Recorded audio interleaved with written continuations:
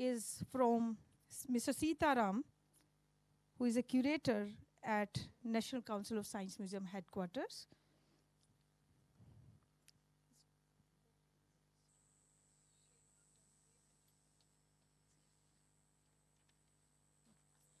And the demonstration theme is shape memory materials. Welcome, Mr. Sitaram.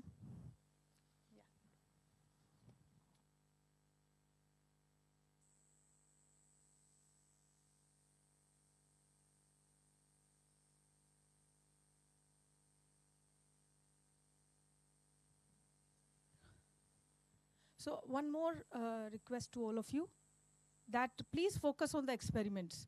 We do know that you might have a lot to say, but the focus today is first what you have brought us on the table for each one of us to experience, and then you speak about it, but limit the theoretical part to the which is focused to the activity.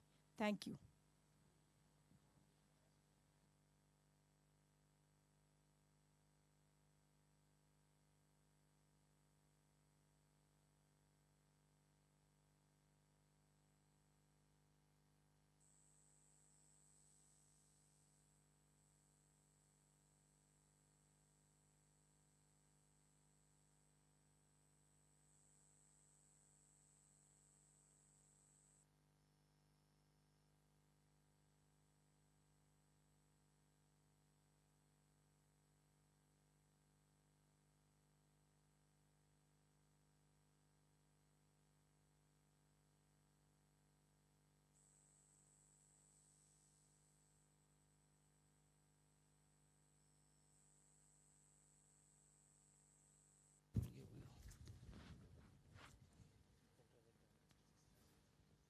PPT is there.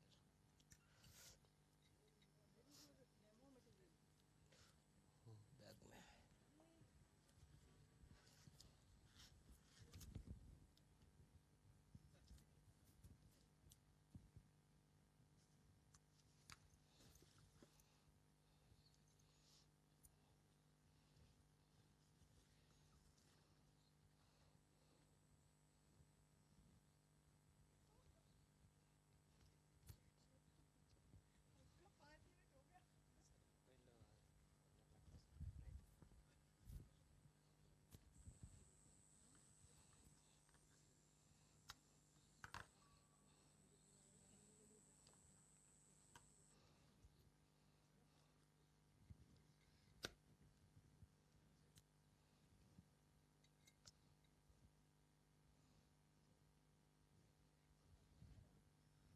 Good afternoon to all of you. I'm going to give you a small demo and some knowledge about the shape memory materials today.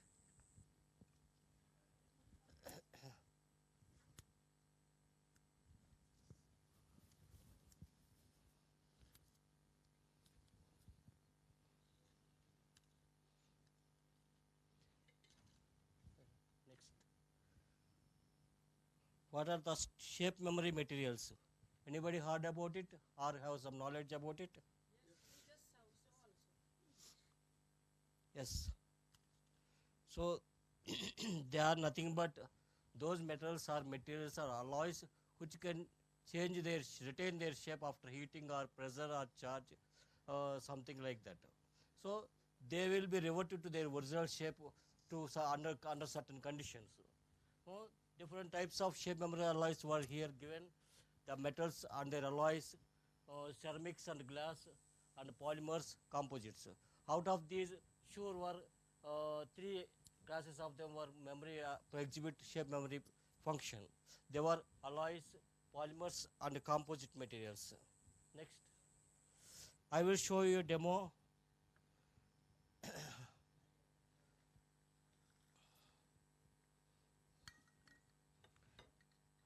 On a paper clip. This is a paper clip shape. So I am destroying its shape. Okay. So if it is kept under some 80 or 70 degrees temperature, it will retain its shape. You can see. Hmm?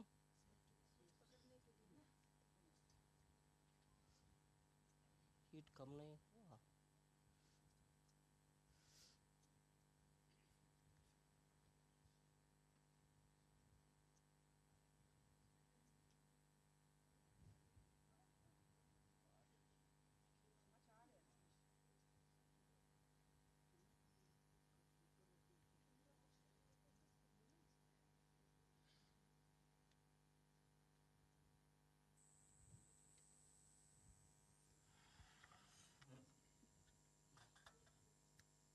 The temperature may not be sufficient enough.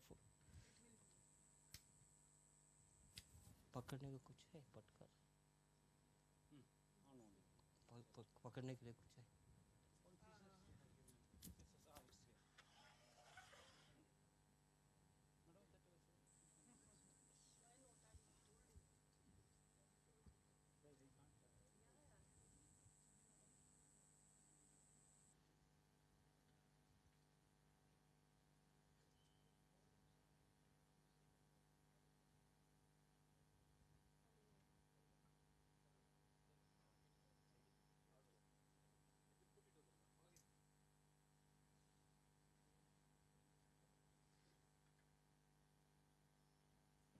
you can see it that it is retaining its shape.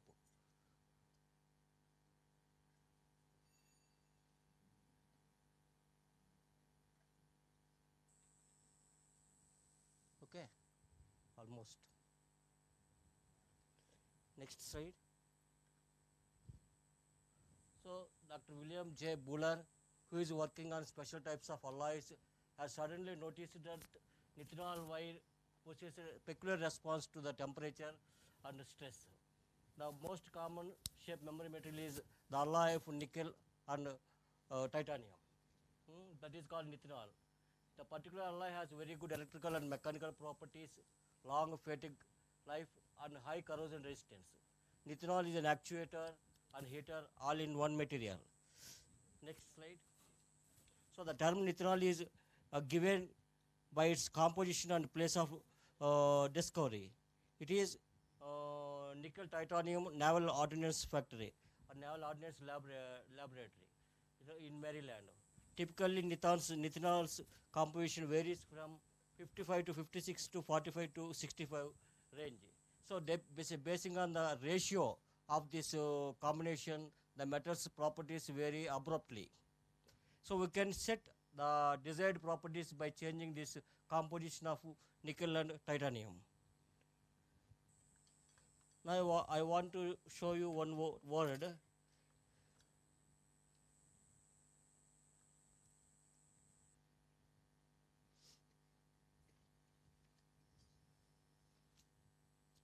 It is, you can see here, hot.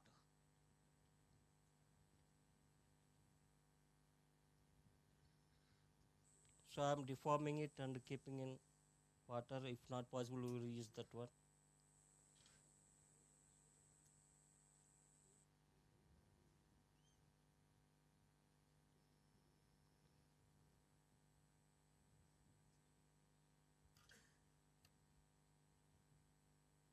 The temperature was not sufficient enough.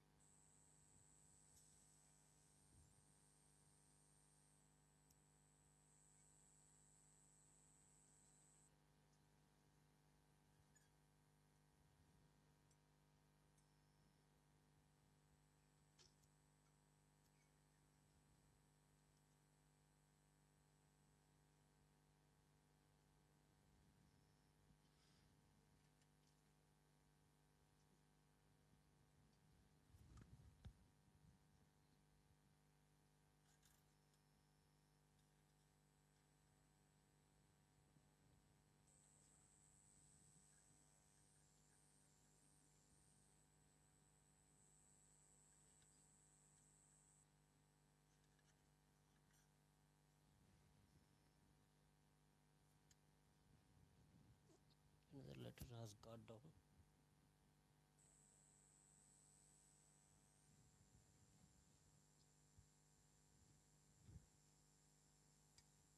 Cannot see it. Hmm.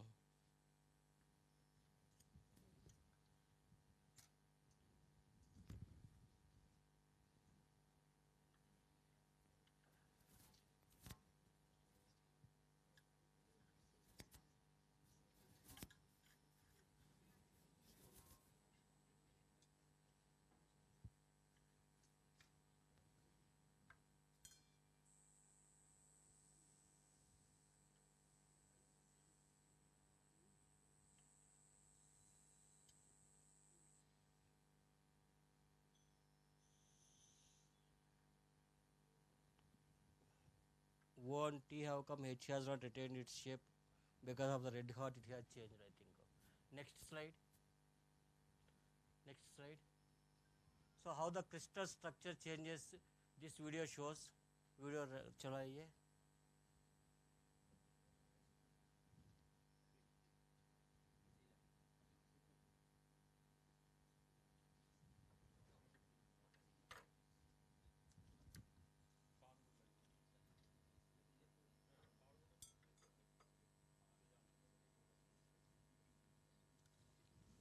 So this is the austenate state, which is at higher temperature, and when we apply heat, when we cool it down, it is at higher temperature. When we cool it down, it will come to martensite state of the material.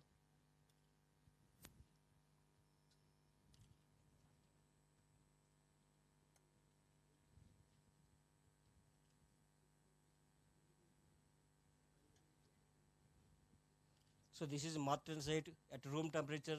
It will be the state of the alloy.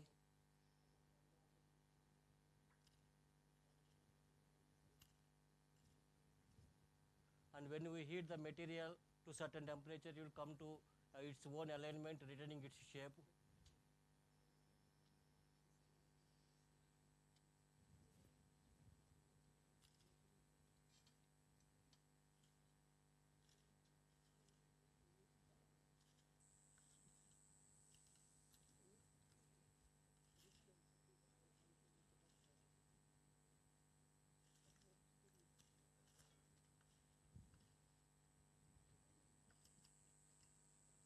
That is how the crystal lattice of the metal changes. Okay, next slide.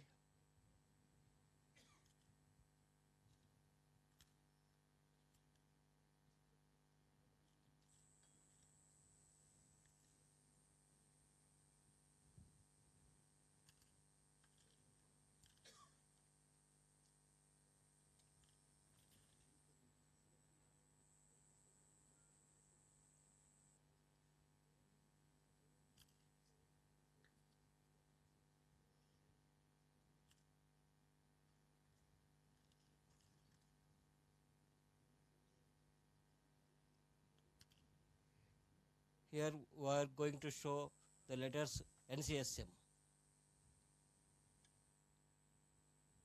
These will deform and heat to certain temperature.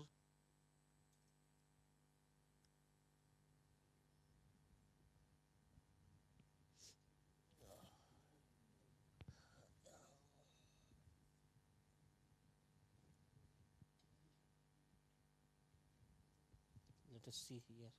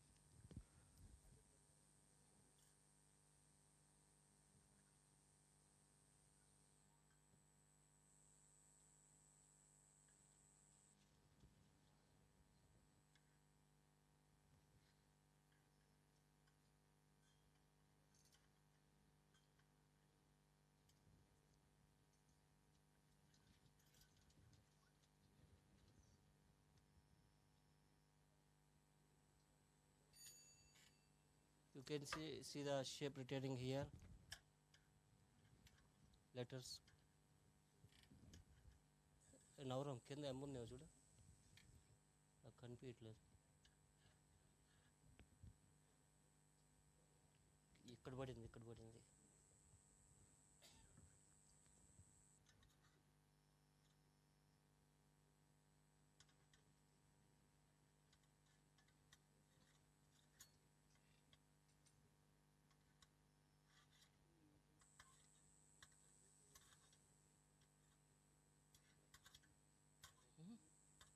కొంచెం అవతల చూడు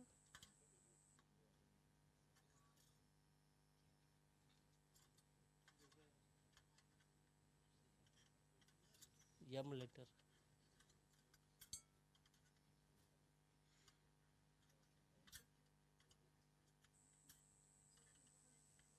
next slide please. So you can very clearly see here how the twin states will show up at room temperature.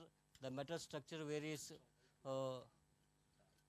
and these states are called twin states depending upon the alloy and composition. They will form different shapes. ये नहीं है, this is not that one, ये नहीं है, not this one, M shape, M shape. Here you can see CS. So here you can see the different twin states of the crystal structure.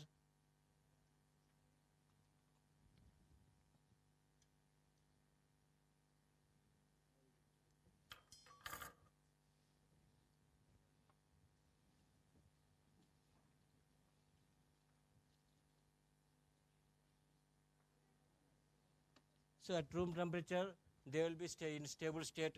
At a higher temperature, they will be at a stable state. At room temperature, they will be in twin states. The twin states you have seen how they vary from composition of the material. Next slide. So I will show you another object, which is a spring.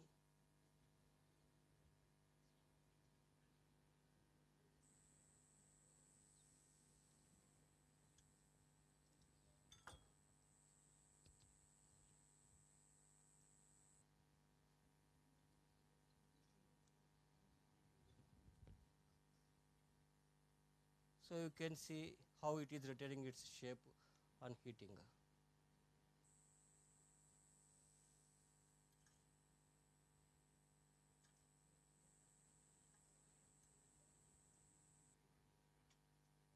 Next slide. So I will show an interesting experiment with this spring. You can watch.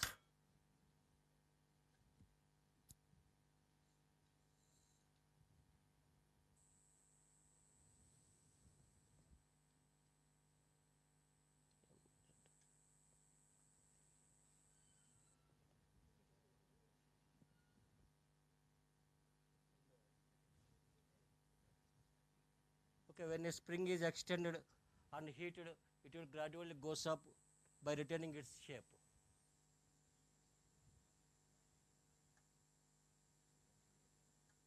So the heat sets it martensite, state of the metal. And here is a prop we wanted to make, but time constraint didn't permit it. This is how this works. You can watch. Two springs were set extended and given a train shape, moving here and there. So when it is heated and pull to one side, you can see how the spring tries to go up to retain its shape, and as a result it goes down, and again it goes up and turns to left. So in that way it will completely take it back to its original spring shape to show.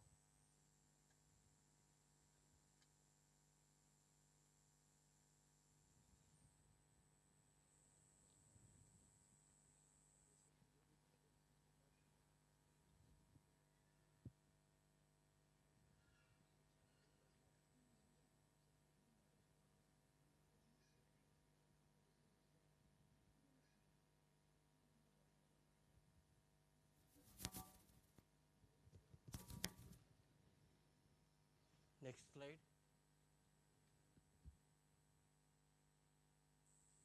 Next slide. Hello. Next. So there are some special types of shape memory, ceramics and polymers. I will show you a special polymer.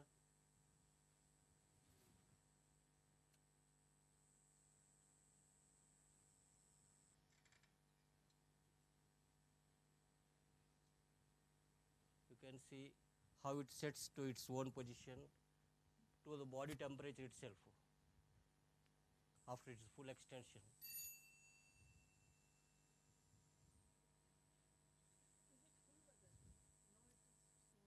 No, it's not warning. It's 20 minutes. Oh, 20 minutes. Yes, you didn't realize it. So engaged you are. Sitaram ji, put a pose, right?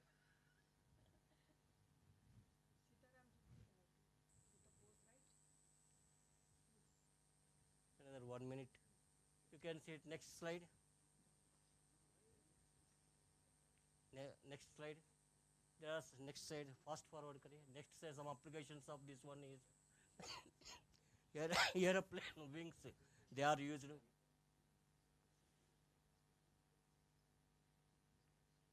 So to temperature stimuli, they will change their shape. And medical applications were there. Use medical applications. In stents, we use this one. Ethanol stent is made, and when it is inserted in the body, due to body's temperature, it expands. Next, this is another big application of space memory materials. One tire made of ethanol wire is used in Mars rover. There is a big resource database of shape memory materials. Those who want to gain more knowledge and those who want to do R&D, you can utilize this website. Next. So it is a very vast database. For that, 10 seconds video, you can see just how to utilize the resources. Thank you. Thank you, Sitaram sir, for your session on shape, memory, and materials. For our next session, we have Mr. Premadhar Das, who's an education officer, National Science Center, Guwahati. His topic would be on wings of flight. Looking forward, sir. Welcome, sir.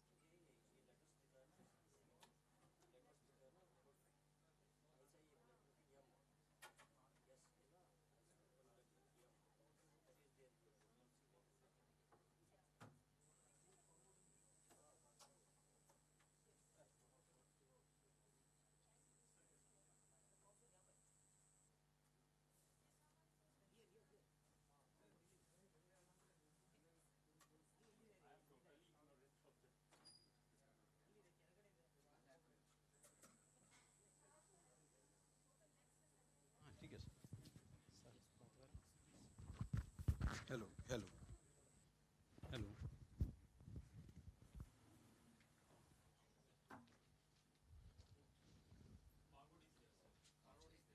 Yes.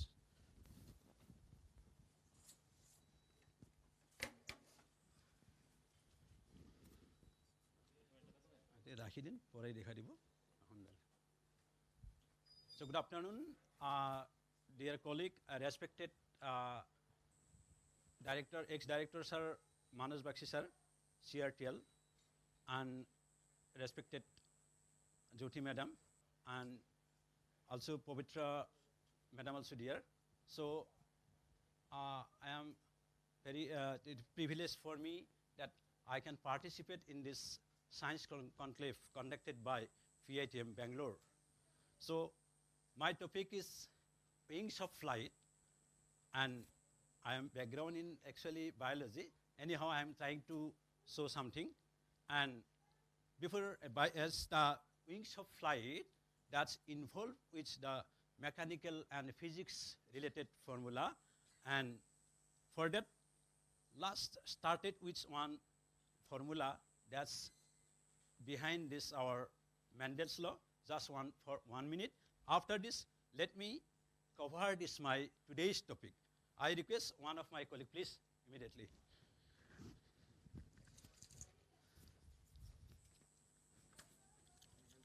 Yes, I'll ask you. Take this. Yes.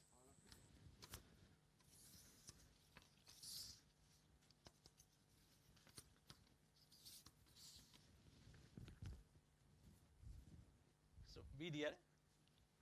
Just choose one which is longer one, please. Here is shorter one and longer one. Tall one, this is. Choose one from and collect here. Okay, and then you collect one short one. It's representing the P plan. So our great scientist Dr. Johann Mendel trial with this P plan about the monohybrid crosses, where we'll get some formula mathematics.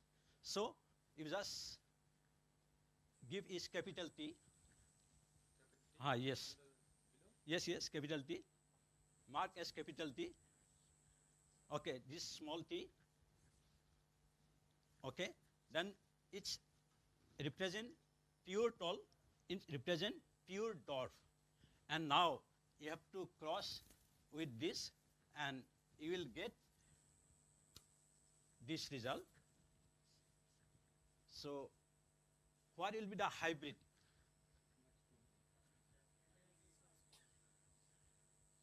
Yes, just capital T and small t both. Not equal to, just mark is T, small t. Okay, then you collect.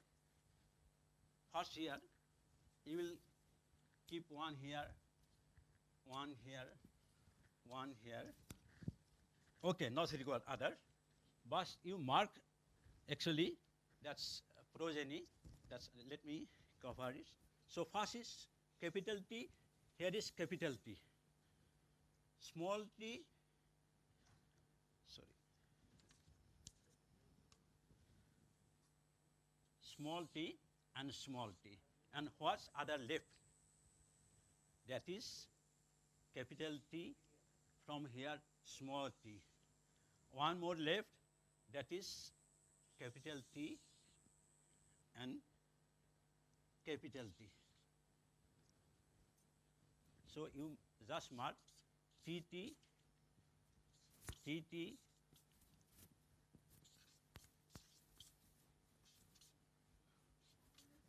so at exactly which Punnett square also you can express. So this one, first pure, tall pure dot will get hybrid, where genetic material will be the T and T. And after cross this next generation, you will get one hybrid T, another hybrid T, and another hybrid T, dot one, and lastly this one. That is 3 tall, physically 3 tall, and 1 is dot. That is 3:1 ratio. This is the monohybrid cross of Mendel's law. Okay, let us, thank you so much. So let us start with our wings of flight.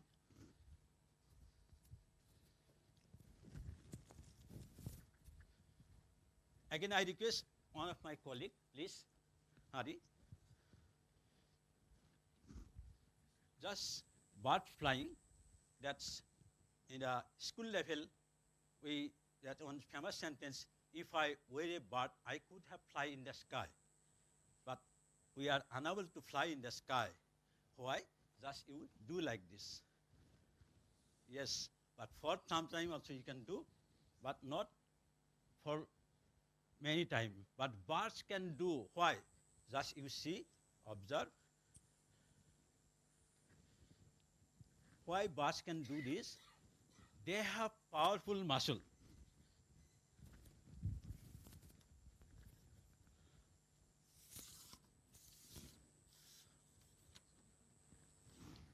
They have powerful muscle, suprachiasmatic and pectoralis muscle. These two powerful muscles help these birds to flip their wing. So here it is, I am unable to show the muscle actually, but these two structures represent such type of condition. So this is the one important advantages of the birds that, thank you so much, that can birds fly for many times with the help of the wing. With the help of this suprachiasmatic and pectoralis muscle. Moreover, because their 5 to 6% of the total body weight is bone, but our human 10 to 15% of the body weight. So this is the disadvantage of human and advantage of the birds that can carry their body easily. So one more.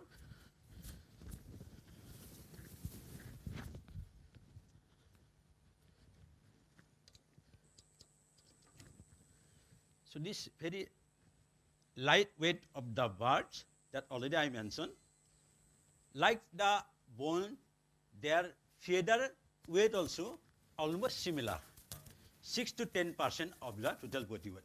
So these two important advantages help to birds to fly. One more important thing is that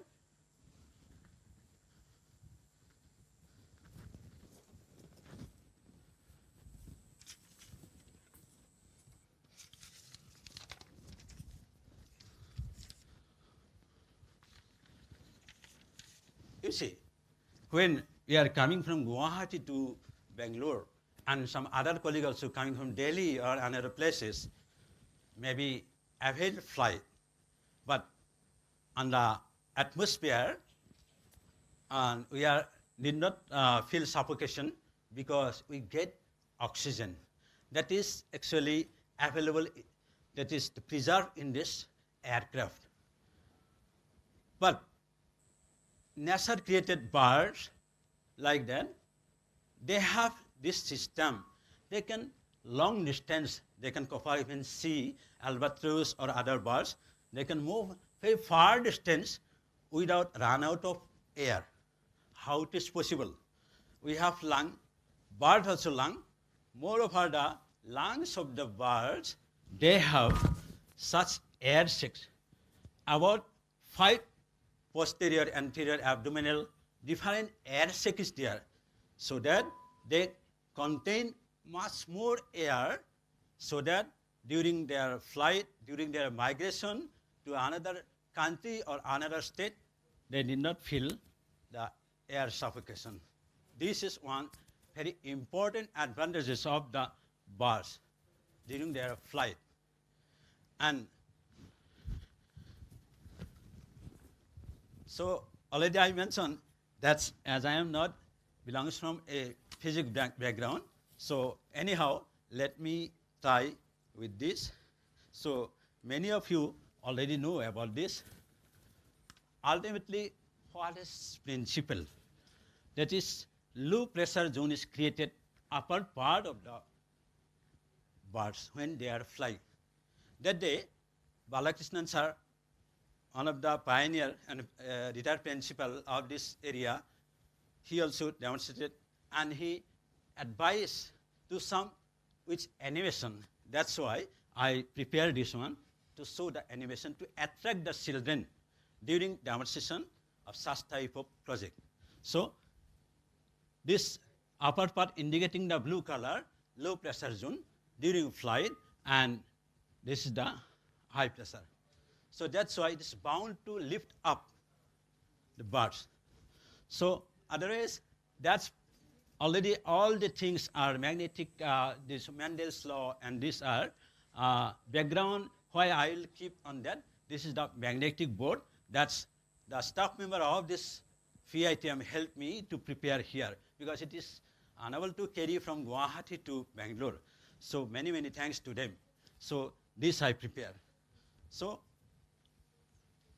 moreover, the birds, interesting phenomena with the insect life. So don't forget about the insect life because maximum principle, maximum ideology we are collect from the nature, including birds, including other animal. We are collecting different interesting phenomena, including our social behavior of the honeybee, social behavior of the insect, different phenomena is there where different ideologies is there to promote our culture or system, including demonstration. So now, see, the dragonfly is very interesting in this case. Not only dragonfly, squirrel, bat, mammals, some lizard also glide. They have the capability, may not be long distance, but if short distance they can glide or fly. But some interesting thing, not only that, they have important character. They have backside movement, forward movement, side movement, different movement they can show. And when they are going to laying egg, generally they lay egg on the water actually, supported by aquatic plant. And they are hovering on the surface of the water, and they may glide, stay in the same places. So this the four-stroke character is developed in this dragonfly. So I cannot carry towards you because it is connected with power board, but here I can show. If I am lifting, so this is one. He can stay like this. If I keep it down, stay like this. So different movement, you can see this. So insects show very interesting and important mechanical function they can show. That's why it is 1941 to 44, Havlon Aircraft Company, America, named some aircraft as Dragonfly, Dragon Rapide. Also, they name again some moth. Moth and butterfly is almost similar, but they have distinguished character also. So the name, because of their important character, they appreciate or they came up this dragonfly in our human behavior. So human so one more. So actually it was first I should show anyhow. So everything, the evolution of flight, evolution of birds, come see this. That is 160 billion years ago it started. It is theory proof and lasted to 65 to 5 million years ago. That's the prevailed this dinosaur, and some scientists actually think that this is the primitive of our present birds. So, however, their distinguished character is there is a teethed mouth, and here is also nail is there on the wing. So, scaly wing is there. So, different character is there in this dinosaur. So, this way our development comes to wings of flight. So, it is signal to me that's a time-bounded demonstration.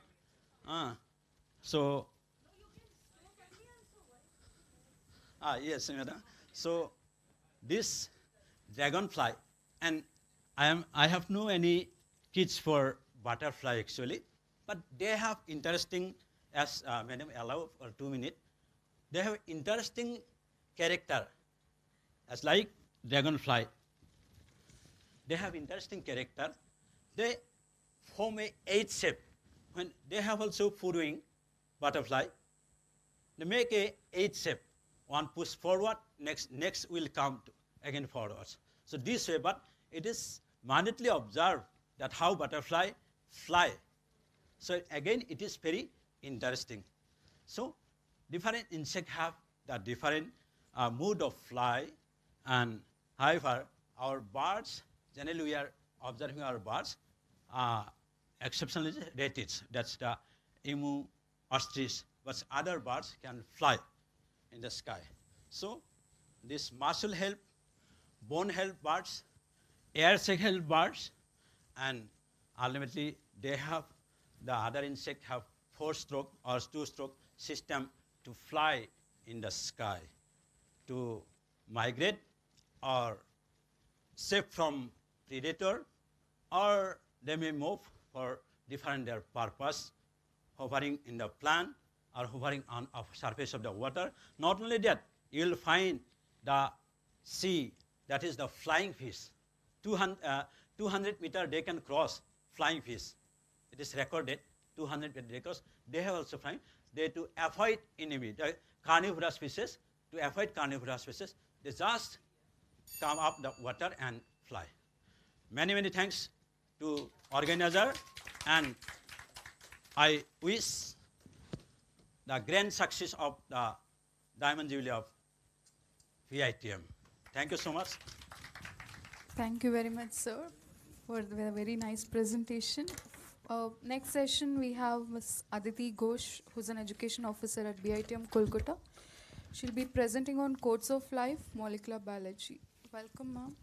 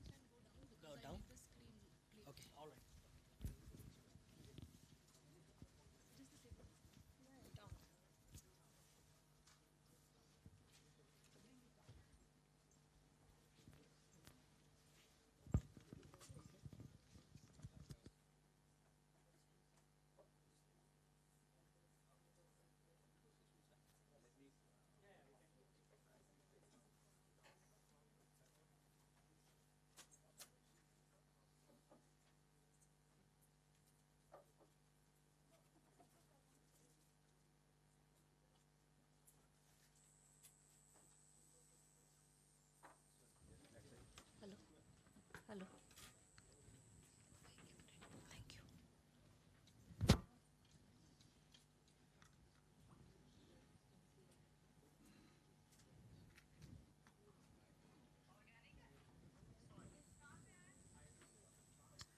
How do I change the slide?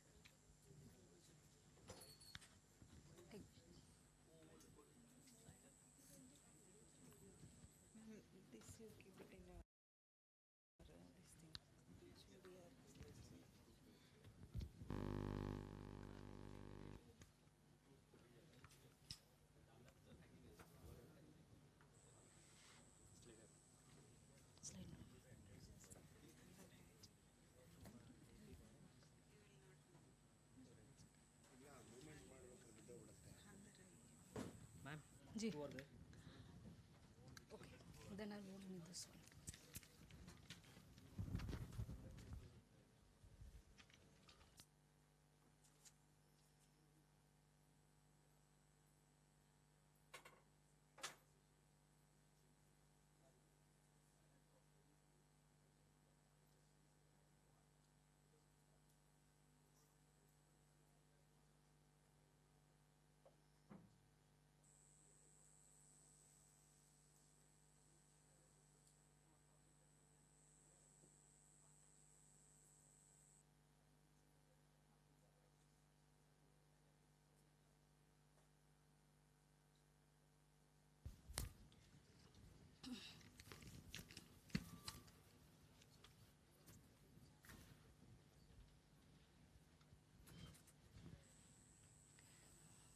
We ready? Can we start? All right. So, good afternoon, everyone. Welcome to the Codes of Life. But just before we go into that, one small question. What is life? What is life? Is it growth? It is growth, right? So, can you please zoom inside the container, this one? If you look at there, what I have inside here is a solution of tin chloride, acidified solution of tin chloride, and into that what I'm inserting is a piece of zinc. So if you can zoom in further into this zinc piece, if it's not too difficult, you'll see some bubbles are gradually forming around it. And what is happening over here is a displacement reaction. So ultimately, after say 5-10 minutes, you'll see a growth inside this.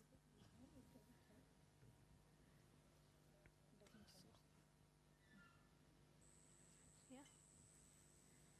So give it a little bit of time and you'll see the growth is happening over here. If you want, you can just come up also. The needles of tin are getting deposited on the zinc piece because it's the displacement reaction that's happening. So growth, life, is it response to stimuli? Yeah? Grow, life, response to stimuli? Yes. Response to stimuli. So, what does stimuli have to do with Eno tablets?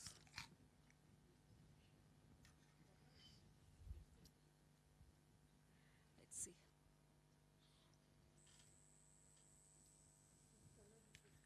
The color. Yeah. So if you can zoom inside, or I'll pick it up. Gradually you'll see what we have. I know this has been repeated in this session also. What we have down below is a layer of water, and once the coating on that Eno tablet dissolves, you'll see the inorganic acids that are inside and the bicarbonate that's inside that reacts with the water, and you'll see the bubbles of water that are coming up through the layer of oil over here, because that will be rising, and that's again a response to stimuli. But clearly none of these two are alive, and yet by the definition of life, this would have worked. So what is actually life?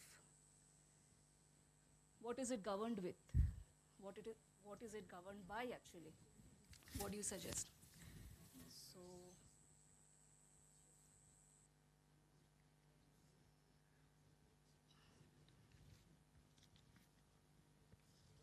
next one, please. Next one. So in the 1 second that it took me, or even sir, to bring up this slide, 1 million cells in our bodies died. Some of them was because of programmed death, apoptosis. Some of them died because our body had to prevent itself from viral invaders. And some of them, they underwent necrosis because of aging, because of other factors. And we know 1 million other ways in which cells can kill themselves to keep the body healthy. And yet, knowing that mechanism, how to cells keep alive or maybe to make them dead, can make a whole world of difference to a sick person, right? And in spite of all the ways in which we know we can die, we still live. So what is this basic difference? Life, death, what governs it? Is it this spiral? How many of you believe it's the spiral itself that governs it? Yeah. Can we go to the next slide, please? There's a video, please play it. Now this is no. Go to the previous one, click previous one. Click on the where do we come line. That right up, text. Click on the text.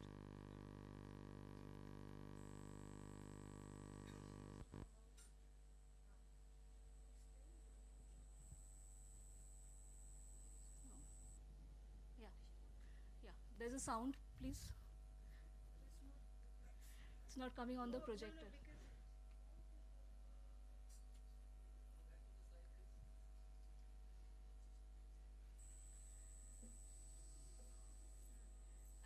Sound, please. So what we have, I'll tell you in a gist. Just keep listening to the sound. These are photographs from a personal album, and they show the journey of two individuals across time. We've just reversed the timeline. We start off somewhere around when they are 19 years of age, and we come moving back. They are growing together. They come from the same place. They are brothers and sisters, and yet they are growing apart over time. But if we reverse that, where do we ultimately end up? Keep listening to the music, because that's also important.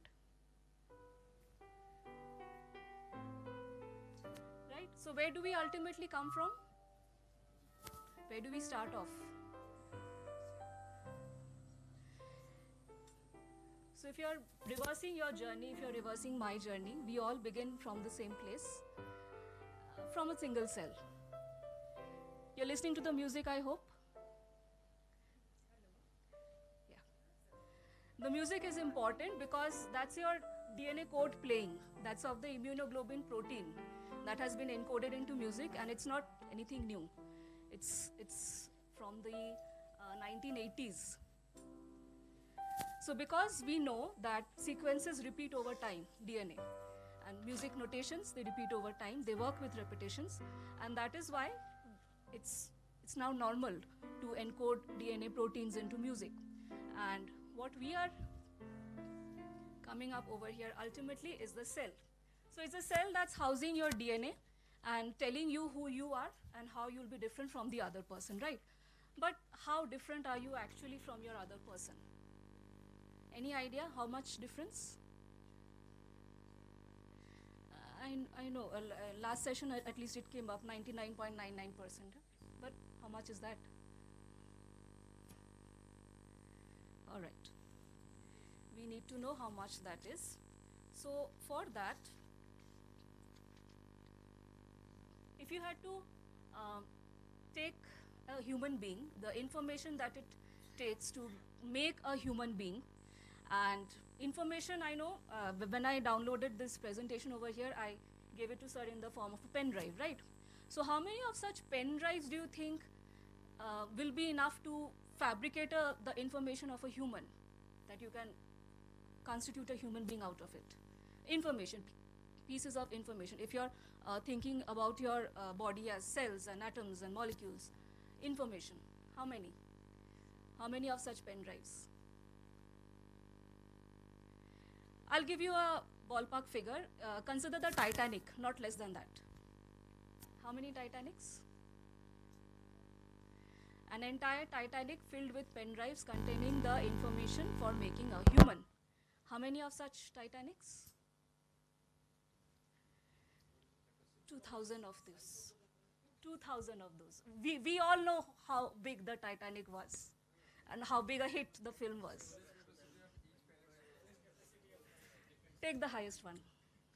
Take the highest one. Right. So that information by evolution has been encoded in our DNA crystals, these ladders.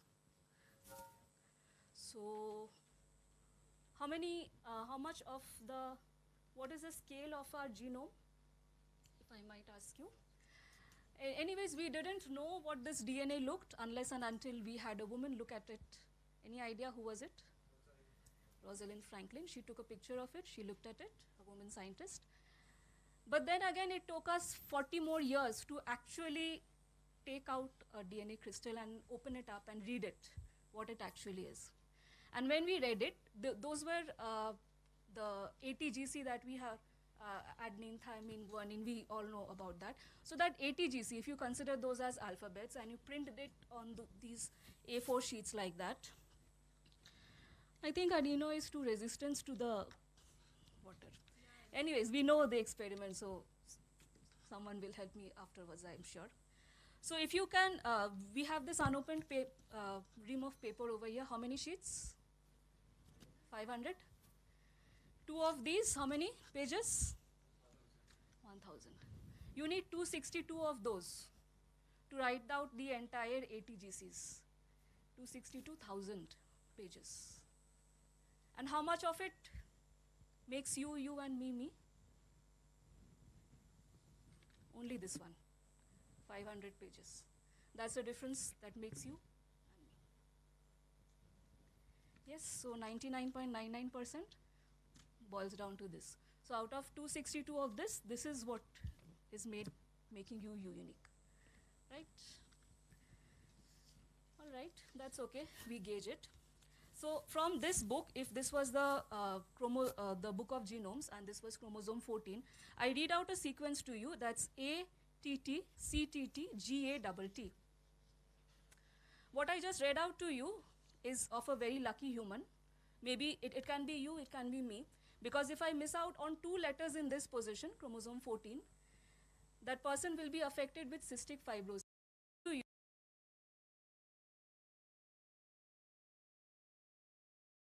You is of a very lucky human. Maybe it can be you, it can be me. Because if I miss out on 2 letters in this position, chromosome 14, that person will be affected with cystic fibrosis. We still don't know the cure for it. So 2 letters out of this entire gamut which we call a human being. Just a difference of 2 letters and you're sick, very sick. Rest of it, we are good to go. Next slide, please.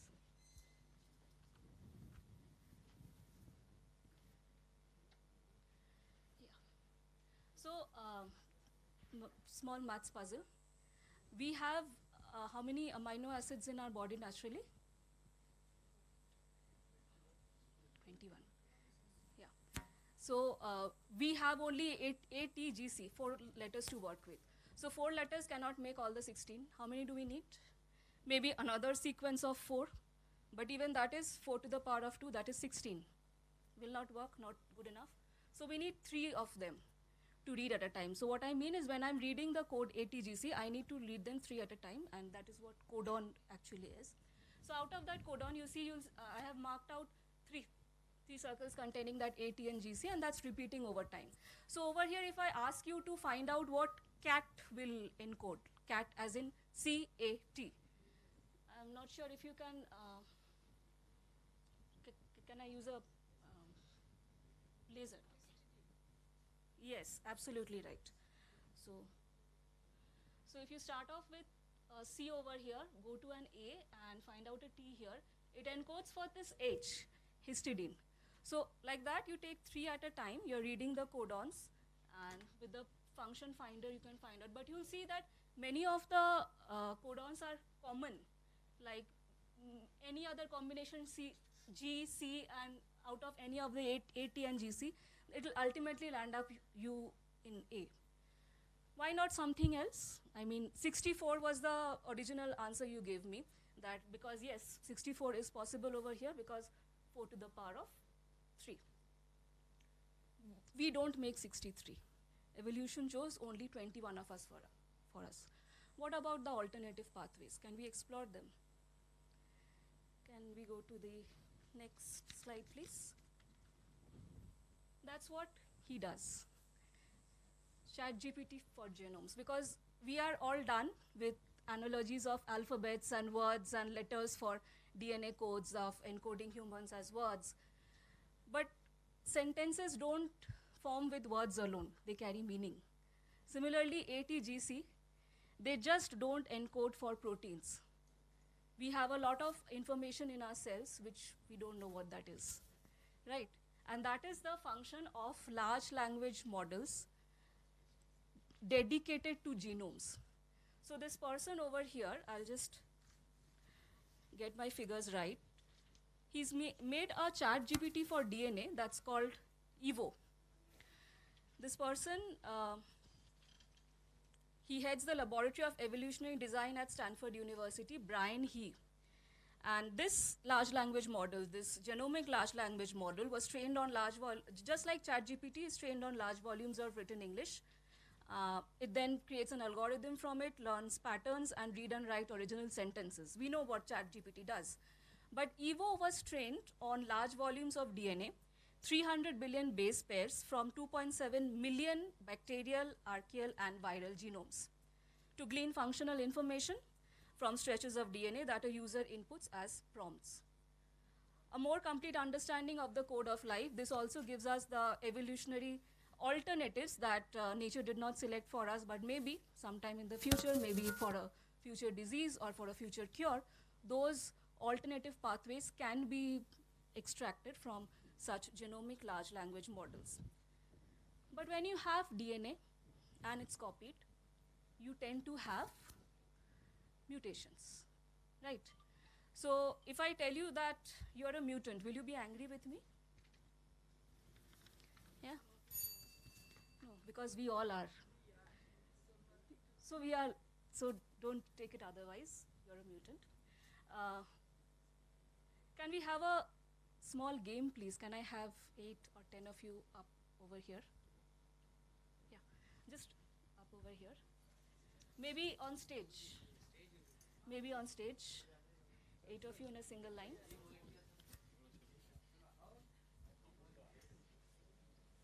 And a little bit separate from each other.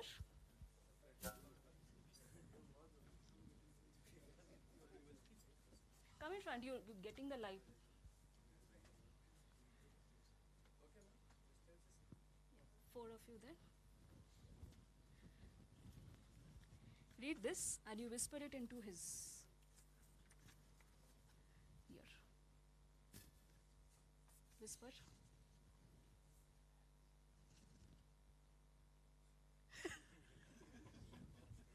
Once, just once. Whatever you've heard. Next one. Slowly. I can hear it from here. But whatever you heard. Next one, person.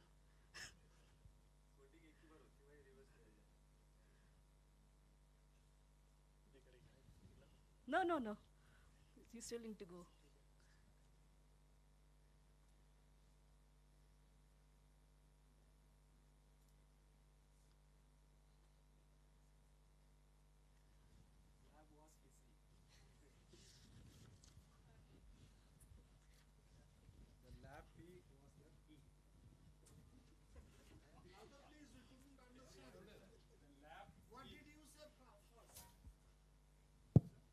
What did you say?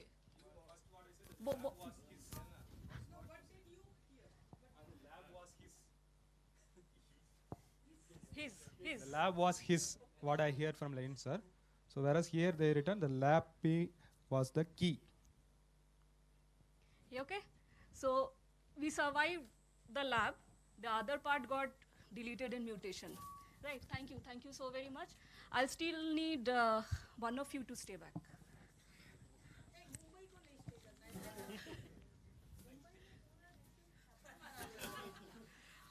Here, please. All right. So mutations are difficult when you have things like that. Lab becomes his, where it was only a lab key that was the P, or the other one. Anyways. But it's also important in certain other cases. Can we just focus on this one? Crystals. Or do I put it down with the white background? You see the growth has happened? Ma'am, life has come? Yeah, the needles have come. You can come closer, it will be more prominent. Okay, but mutations are important not only for this kind of evolutionary processes to take place, it can go the other way also. So consider this to be a healthy cell, okay? Pink of health, that's why we chose pink, and we had this in major amount, so yeah. My job will be what I always do, play the spoil sport. These are some diseased genes. I'll be putting this at a steady rate inside, and sir, your job will be to, your cell P53, you're a control protein, your job will be to keep the organism healthy and remove the green ones. You need a place to remove it. Do we have, yep, something so that this does not fall. We can use this one also, no problem. You can keep it here, okay? So I'll be putting it at a steady rate. Your job will be not to touch the pink ones because those are healthy cells. You are cell P53, so you would need to cleanse the body of these disease cells one by one, okay? So the rate I put it in, you will try to match that up. So I'll be putting it in, and your job will be to remove it, okay? So after 5 or 6 beads, he's doing a pretty good job. Cell P53, my cell is still pink and healthy, and almost no green. Almost no green. Okay, that's enough. But now what I'll do is, because I love creating difficulties, I'll give him a mutation. His mutation is his fingers are going to be taped. And this time, it will be a very strategic taping. I'll need 3 of your fingers together. Yeah. close the three fingers together so that you can't grip it. You can't keep that space. Close, yeah. He's trying to adapt to my mutation, not allowed. Okay, close, tight enough? Yes. Right. I'll give you one more mutation because I know you're trying to adapt the other two fingers also.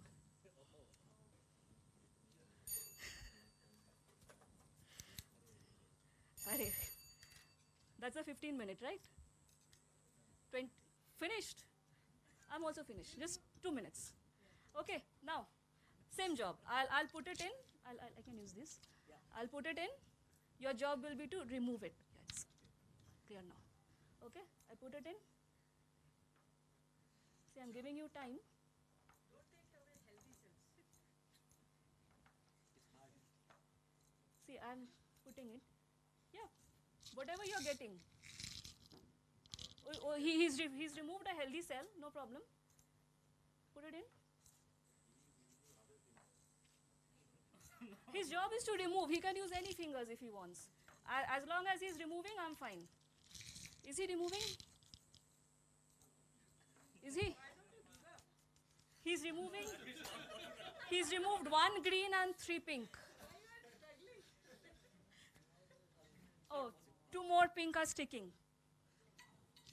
And my body, the pink has been contrasted with the green, cancerous. Okay, thank you so much. I'll help you get rid of your mutations.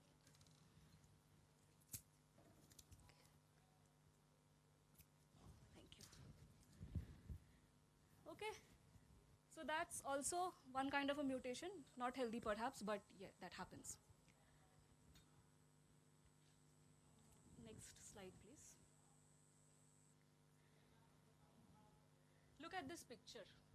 This is from World War II situation where the planes which have been hit by bullets are coming back, and the engineers there are analyzing which parts of the plane they need to give more protection the next time they are sending the planes in. So this is a collection of all the places where the bullets have hit the plane. If you had been that engineer, where would you provide the extra cladding? Which areas? The red dot marks or the clean ones?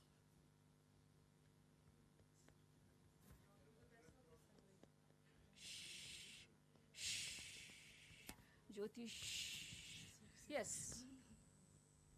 Yes, red marks are the clean ones. Come on, which one? Which one gets the vote? Red ones, clean ones? How many say red? How many say clean? You see the red ones, those are areas where the plane had suffered bullet injury and has still come back to base. The planes that did not return are the ones which do not have that mark over here. They did not come back to base to me. And the clean marks, if you notice properly, that's the cockpit, that's the fuselage on the wings, that's the armory. So those are the areas where you need to give more protection to actually have any practical implication of that cladding. But if you had depended only on the red marks, that these are the areas where the plane is getting hit, so I clad it even more, you are now suffering from survivorship bias. You are only taking into account the survivors, the planes which come back. What about the planes which do not come home? What about the gene areas we do not know about, their functions, the proteins? The Human Genome Project, that has decoded the entire thing for us, but how do we use it? Not all of it encodes for protein. We don't know what the other parts, what the punctuation parts do for us. So it's how we get rid of survivorship bias. It's how we get used to these kinds of cell proliferations, maybe the concept of life, death, the cell itself, the amount of information that is provided to us through the cells, how we use it, that will take us to the next stage in molecular biology, right? So a very crude example of how we might approach the difficult topics which are related to molecular biology. A big shout out to the entire VITM team here for arranging all of this, for this regal arrangement for us. I came here barehanded, and thank you for providing all of this for me. Thank you so much.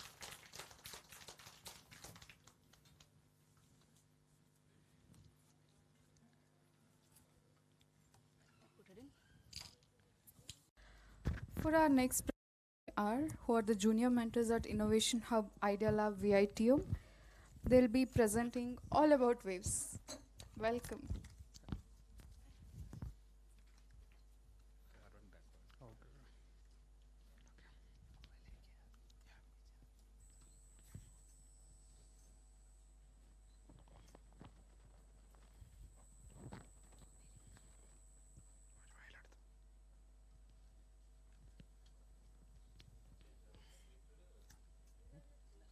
Probes. Yeah, go up.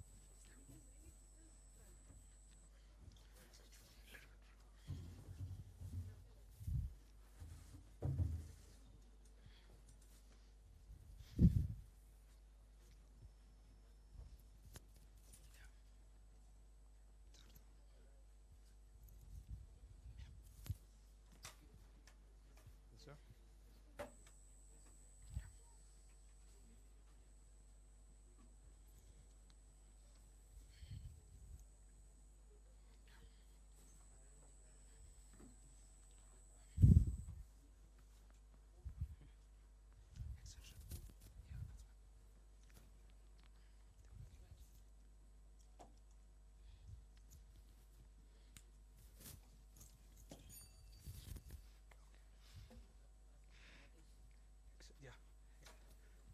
Can you give an extension? Extension.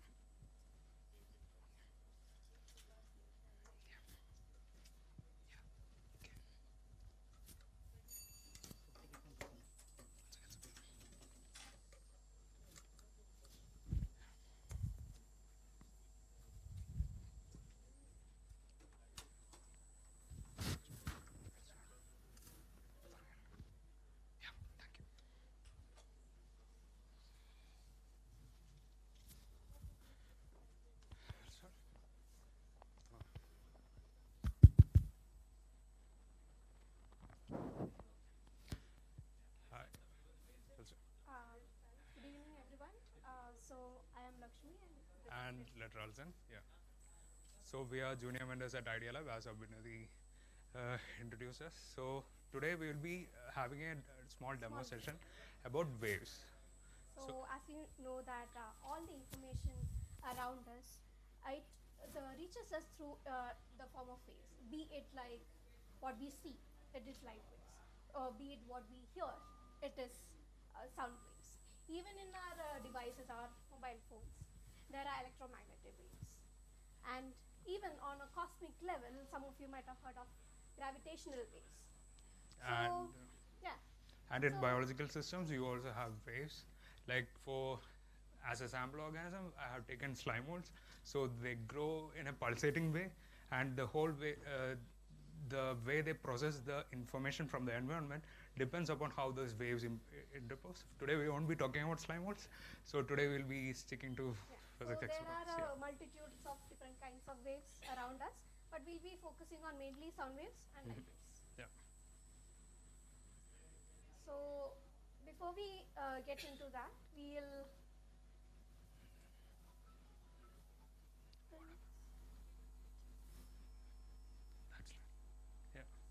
So, Yeah. yeah. So, Okay. So, yeah, before we move into standing waves, we have to talk about what are the main different types of waves there are. So, what are the two main types of waves that you have? like broadly classified broadly- into, if anyone can say. So based on their direction of propagation, they are broadly classified into two. So can anyone tell us that? Yeah. Yeah, that is correct. Yeah. So that is based on how they propagate, right? So we'll have a simple demonstration of that.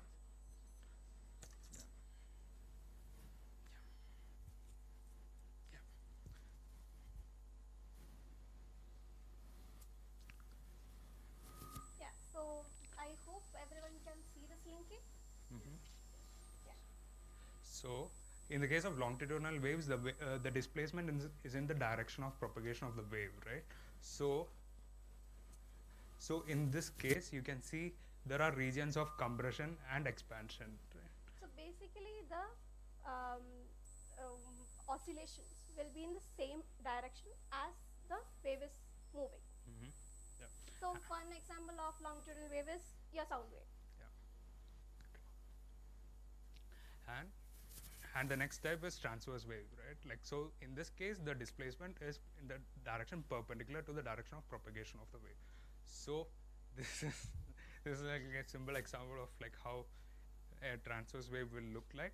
So from this, we will moving towards like something called as standing waves. So these waves, like the sound waves, light, and so on, they are moving, right? Those are traveling waves, right?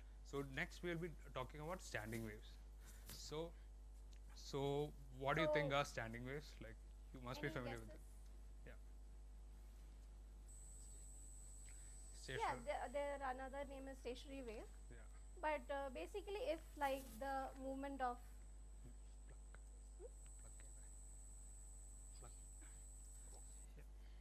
so we'll show you a small. So you might have it is not something foreign to us. Like even just tugging on your clothes line, or you are hanging your clothes, will give these kind of waves. Yeah. But if you just simply tuck on it, we'll see what happens. Yeah. So you see the wave coming here and bouncing back and forth. So this is an example of a traveling wave. Now standing wave happens when imagine a wave is coming from there and it is bouncing back and it is tracing itself and going back and forth. So what will it look like? It will look like it is standing in one place. So that's why where the stationary wave or standing wave comes from. Yeah. So before we go more deeper into standing waves, we have to understand one of the fundamental. So what are the fundamental properties of waves that you are familiar with? Like, what do you measure? So let's say when you take a color of light, right? What would you say? Like when you buy a laser, what is the specification that you usually give? Like other than the power, wavelength, right? That those are the two properties: wavelength and is frequency. there, frequency is there. And there is one more property called phase, right? So what is phase? Like phase of a wave. Anyone? Anyone? So let's say you have two waves. So they could be exactly alike. So they can start from, so here you can see the blue wave and the green wave, right? So So when there are high points and low points. Just notice that. yeah, initially they were aligned together, right?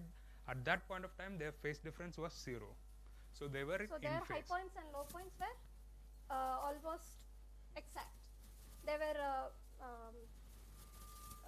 on top of each other. Yeah. But when there is a slight phase difference, their high points and low points are not aligned at all. So this comes into play. When two waves interact, there is a slight misarrangement in the slides. Sorry for that. Yeah. So these are the longitudinal waves that we demonstrated before, and those are the transverse waves. So a simple example is like when you play guitar, right? So when you pluck a string, you can actually there are two types of waves propagated: the longitudinal waves and the transverse waves also.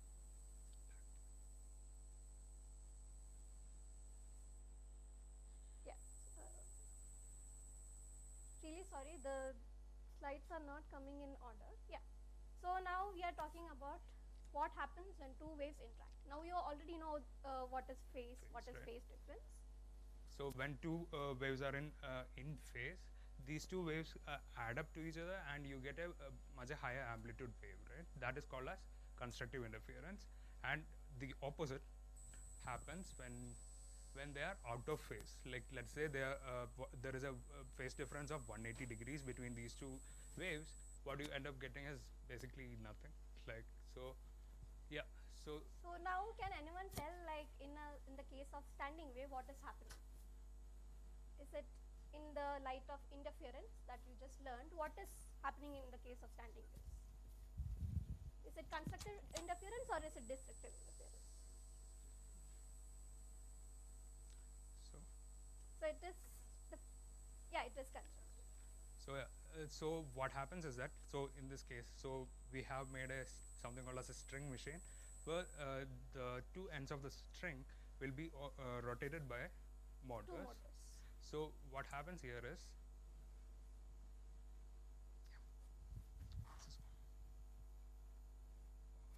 power on.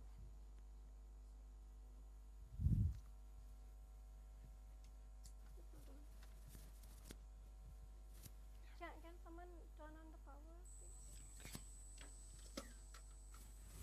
Okay, yeah. So now, first, if we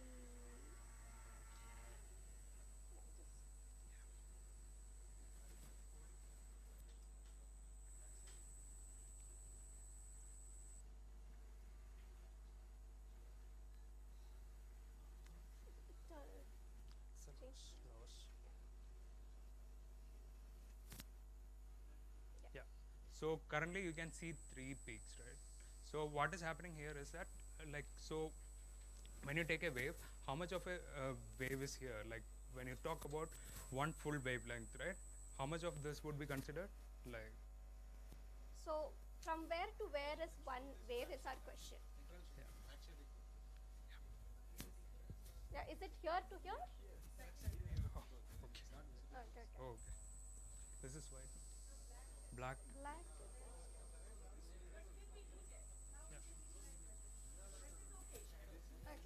Yeah. Okay. Yeah. Now our question is, how much of this is a wave? Is it here to here? Can anyone tell me? From here to where? Here. Yes. So that is one wave. So yeah, so this is what is called as the third harmonic, right? So if you play it, yeah. So now this what you're seeing here is the second harmonics of this particular string. Yeah, and if you, and this is the first fundamental harmonic, right? So what we mean by that is when, like, so this is the case of where two ends of the waves are restricted, right?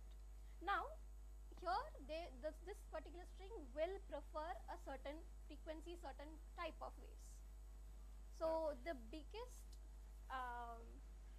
wave that can have that the string can have is the fundamental first fundamental. Yeah, so this is basically half the wavelength. First harmonic. Yeah. So now we basically have a situation where the two ends are constrained, right? Like you impose a constraint on this particular situation. The two ends are can't displace too much, right, compared to other parts. So you have another situation. Let's take a tube. Okay. So now you might be thinking, like, you know, it might be getting too technical, but if you think about it, you might have definitely have encountered this in daily life. All the musical instruments, say for flute, how do they play the flute? They have a multiple holes in the flute and they take their fingers on and off, right? So basically what they're doing is, you know, if it's the case of the string, they are changing the length of that particular pipe, say, and they are producing their preferred frequency. So that is what is happening in your musical instruments. So now we will see the case of, so this is both ends restricted, as Vitalson said. Now we will see the case of only one end restricted. So we are taking a tube and we will use an external sound, like, so we'll use a tuning fork to introduce a sound into it. So basically what will happen is that, so we are submerging one part of this tube into the water. So one end is closed, right? So you have one node and one end, something called as an antinode. So in this case, these are the nodes and this is the antinode. So in the case of a wave, if you have to calculate its speed, how would you do that? Like, what is the formula for calculating speed of a wave? Usually. So the basic, what is speed? Displacement by time. Time. Right. So now if we take the case of wavelength in place of displacement, what will be the formula? So what is frequency? Yeah, so frequency is basically how many oscillations you are having per second, right? So if you want to find the speed of a wave, what you have to do is multiply the wavelength by the frequency. So in this case, we have a tuning fork which has a particular frequency. In this case, it's 512, and so we have a tube, and we are basically going to produce that frequency on top of the tube. So now what will happen is the air column inside the pipe that will vibrate, and we'll see when we get the loudest sound. So yeah, so before that, like any one of you know what is a rough estimate of speed of sound? Can anyone tell us the speed of sound? Yes, Okay, that is yeah, correct. that is correct. So now we know the formula for the speed of sound, right? Like the speed of sound is equal to frequency multiplied by wavelength. So we want to know at what length of the tube are we gonna get that loudest sound. So from that, so before all of that, we are supposed to talk about something called as resonance. So all of you must be familiar with resonance, right? What is resonance? Yeah. Yes.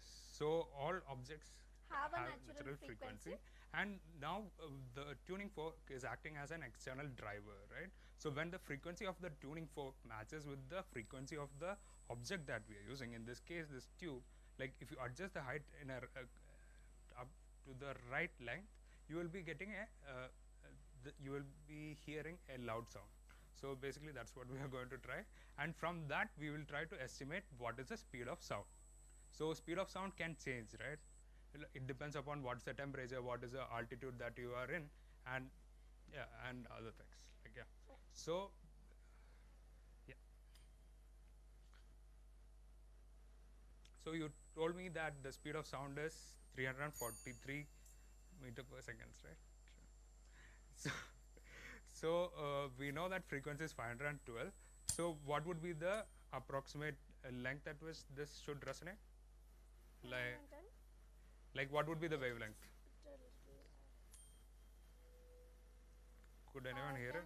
Could anyone hear that slight rotation sound? Yeah. So we're going to mark that length. Yeah. Oh, yeah.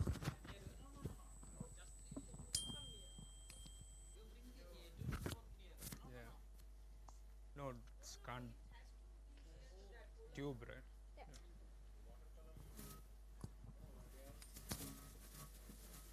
Try to.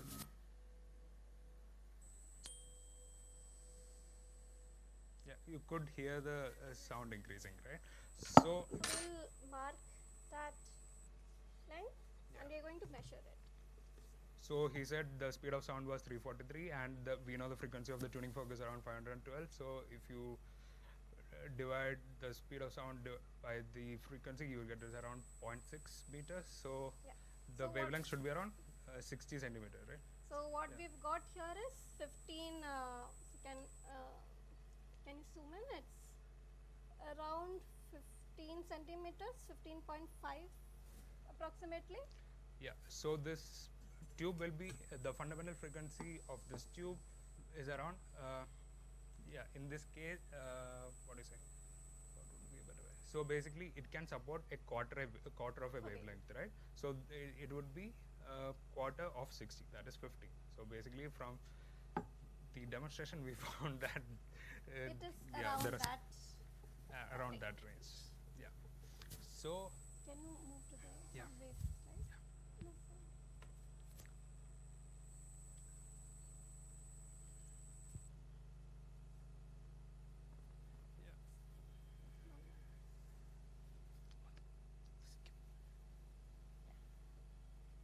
even though when we were talking about sound wave, we were talking about wave like a transverse wave, like all that is what we all had in mind.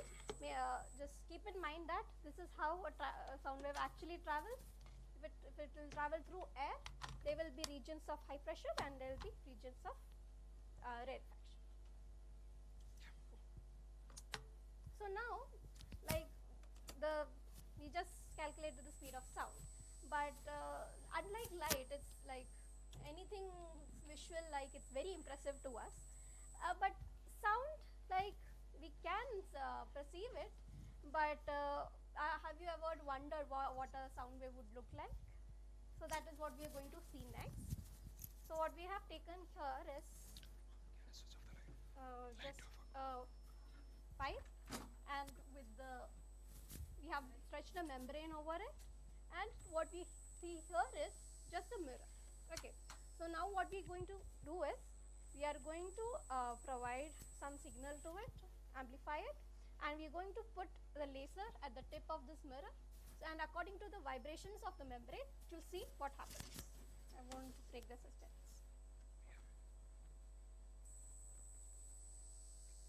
Do you go to this slide?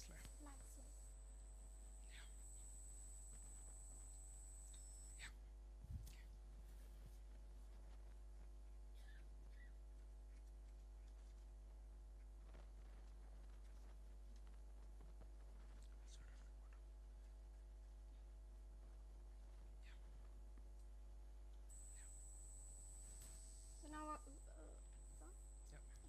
now we'll see what happens. I'm slowly increasing the frequency here.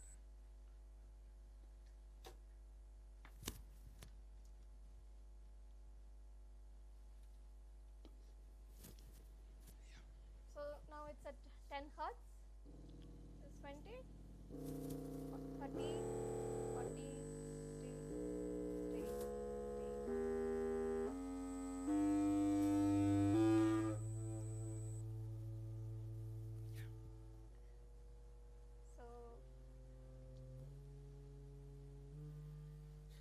So I'll just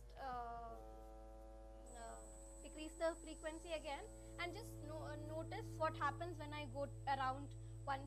So this is 110, this is 120, this is 130. Okay. So notice that 120, so this is 120, this is 130, 140. So 130 is one place where you get kind of the elongated pattern. Okay. So after 130 we have 140, and then 150 again you have that elongated pattern. So what is happening here, I'll just show you one more frequency. So now it's at 180, 190, yeah 190. So 190 is another place where we have another elongated pattern. Yeah. So what is happening here is that similar to the case of the tube, this like I told you that each object has its own natural frequency, right? Similar to that, the membrane also has a natural frequency. So it has what is called as fundamental modes of vibration. So what you observed when Lakshmi showed, there were like elongated lines, right? So those were like a very big ellipse. Yeah. So yeah, we ran out of time. So yeah. We will just do one fun thing before, yeah. So we have this pipe where one end is free. Any one of you are free to make some noise into it, and we'll see what that looks like on the screen. Anyone would like to come? Come. It's going to be fun. Anyone can come? Yeah. Okay.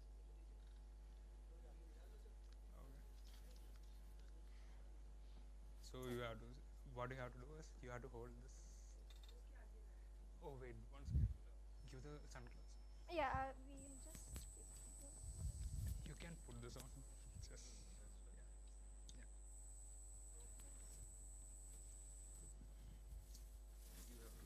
yeah. So let's see. Yeah. Could you come up? Like that would.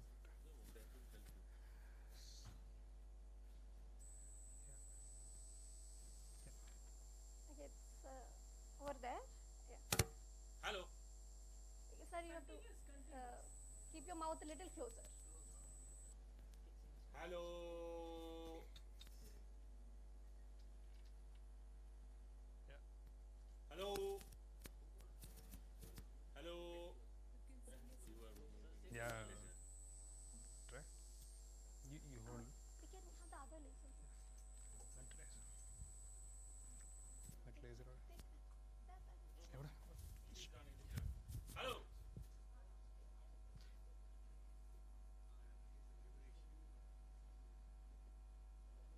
Hello. Hello. Hello. Hello. Hello. Hello. Okay. Going on. Try this.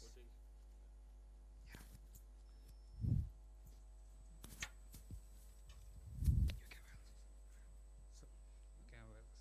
So, you can wear this. Like, not to get the. Hello. Hello. देखो रे नयन मेले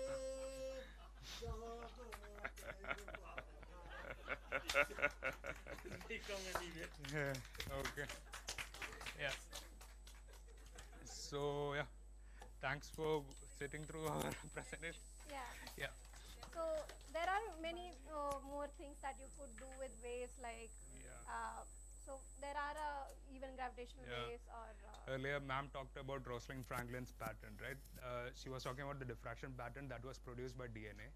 so that phenomenon is also has to do with the combination of Waves. waves. So yeah, we were going to get into something called as diffraction. So what happens is what happens when you have superimposition of waves of different phases and you get this diffraction pattern. I hope all of you are familiar with that, right? So Rosalind Franklin used the X-ray diffraction to study the structure of DNA, which is an aperiodic crystal, and the structure The you might remember. image that was gotten from that Help prove that DNA has a double helix structure, and that pattern looked like some kind of a cross. yeah, So we were able to replicate that, but we are kind of short of time. Should we show that? if you could just show one slide of Yeah. Okay. Okay. Yeah. Yeah. So basically, we tried to recreate that thank photo you all 51. Yeah. again. We Yeah. were short on time. Yeah. Okay. Thank you. Yeah. Thank you for giving us the opportunity to speak today. Yeah. Thank you, Lakshmi. Thank you, Litral Singh, for the wonderful presentation on waves. Thanks a lot. Now we'll disperse for the short tea break of 10 minutes. We'll get back in 10 minutes. That is 4:30-ish.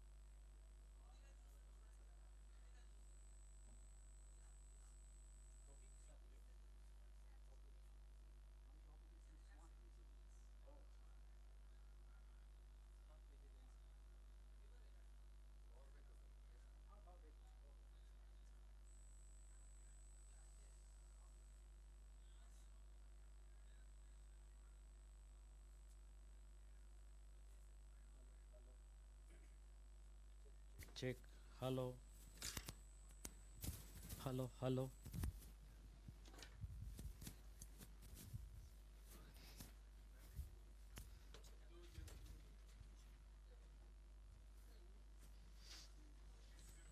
Where is that one cover?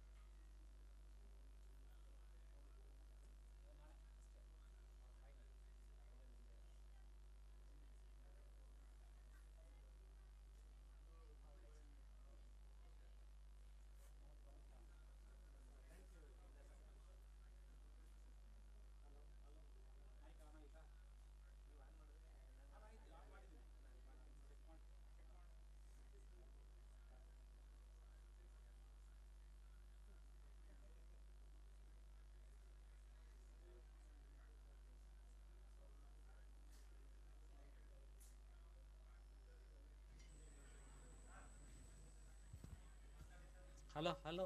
Check, check, check. Hello, hello. Hello, mic testing. Hello, hello, hello. Ah, okay, good.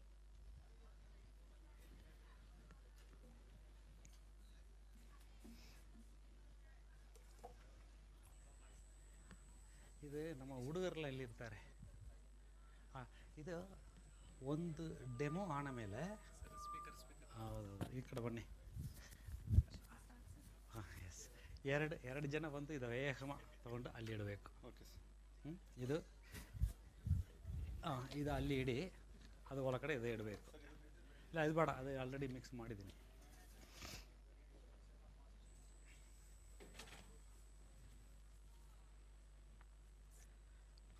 Are we all back yet?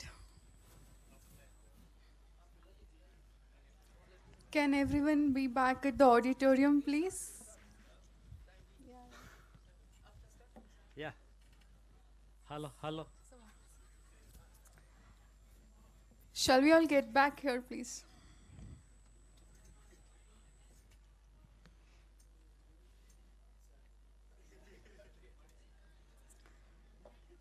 In Hindi, I know only that word, acha. When I come to Let's quickly Mumbai, get back to the session.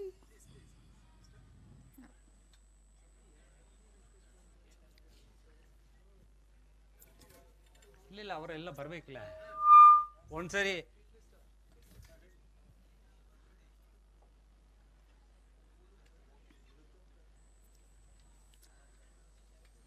Coordinator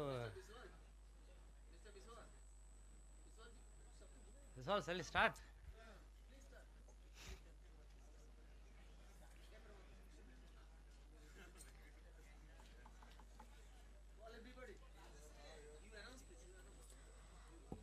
Can we all get back to the auditorium for our last science demonstration?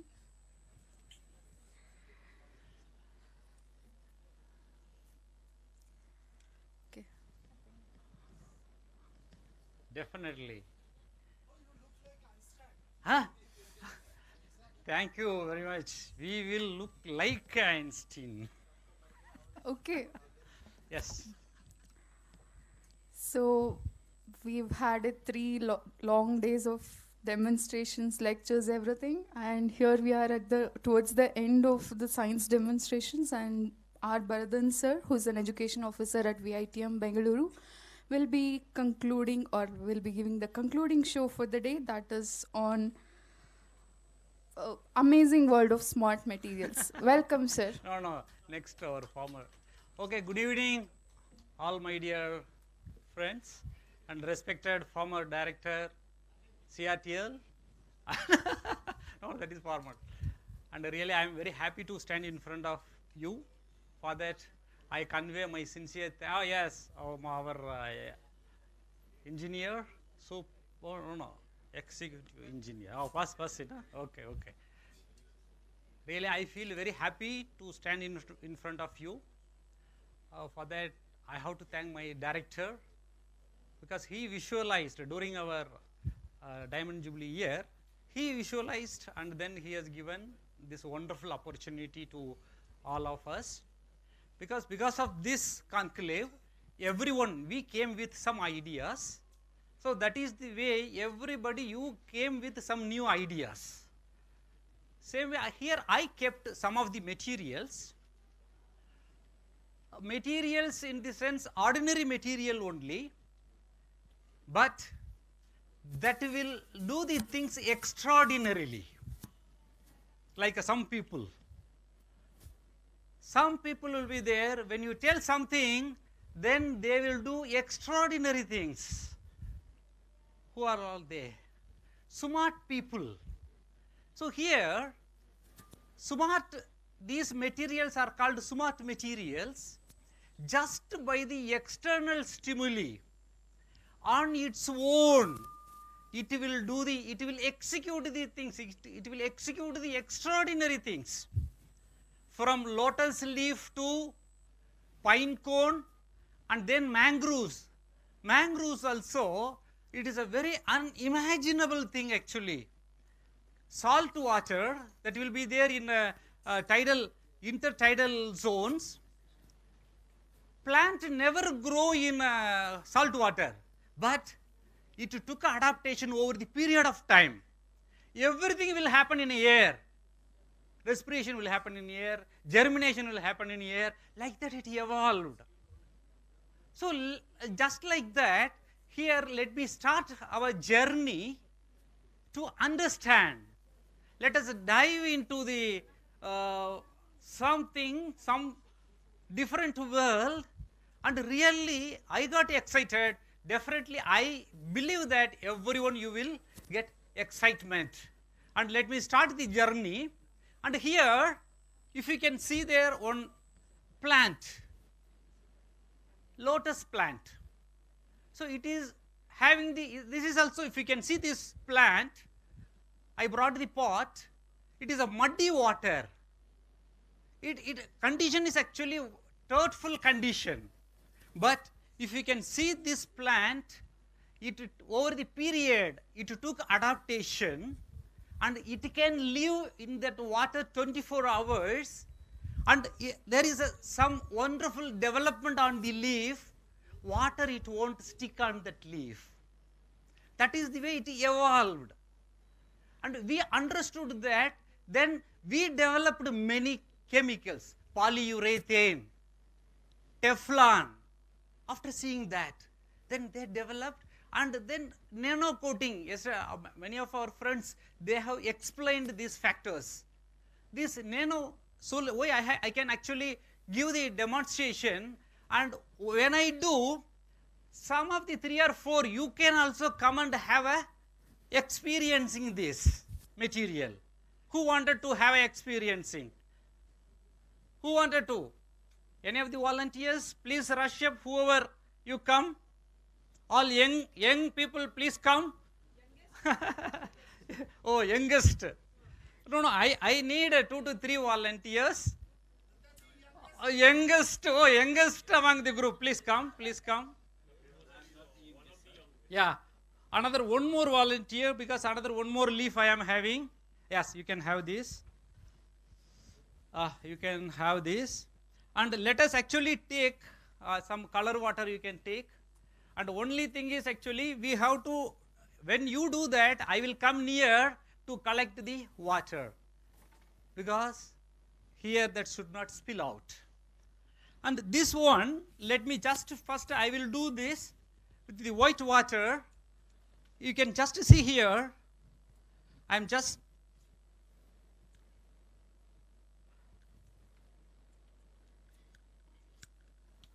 yes, that everyone you can just there will be a spray, you can rotate. You just see here, water it won't stick on that.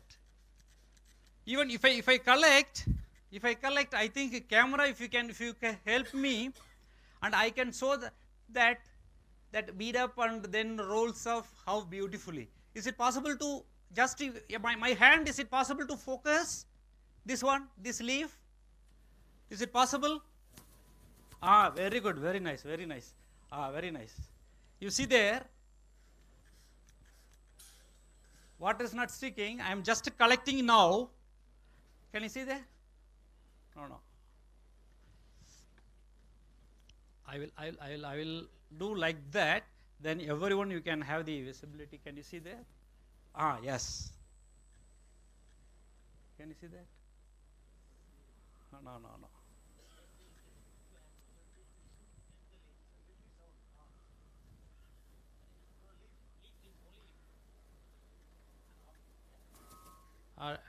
Because I want to, can you see that it is actually simply rolling, and then you can one by one you can just, very good. He also did. You can just see here, then you can pass it. Fast, because I don't have time. Then within one experiment they will press the. Yes, we can do that. Now any color water, dirt water, if you can do this, and this won't stick on that, you can do that. Even if it is there any dirt particles. Yes. Can you see there? Yes. It won't like moving. Because of the dry, then it is okay. Sir, you can do that. Where is your leaf? Yes, you can do this. You can directly check with this. Directly you can take that one. Yes. Here. No. This is water. This is polyurethane liquid. You should not start. I have given this. Okay. Sometime experiments demonstrate to be very careful. Yes. Yes. Okay. You can just take this water. This already you tried, you know. Yes. You see that? Can you look at this? Yes, I can show them. Yes, you can show to them. And same one we just mimic and then we developed here. This is nano coated film. They usually stick on the. This is actually rear mirror. They will stick. Rear mirror they will stick these films. And then this is also that coated film, polyurethane, nano liquid. This liquid, it is actually, I will give the demonstration. This is that liquid, polyurethane liquid. When you spray on your car, yes, very nice. Oh, very good. You see there. Wonderful. It shows the property. Okay, thank you very much. And here, this application part, I will just to show you.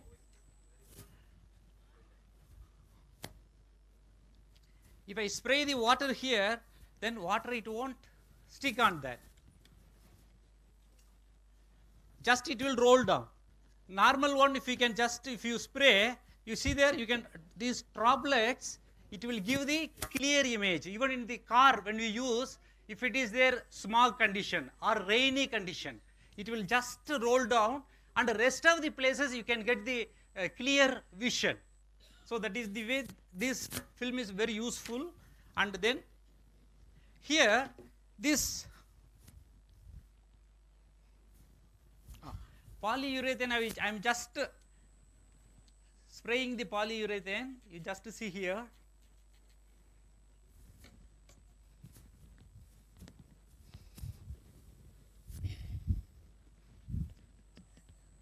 I am just cleaning this one.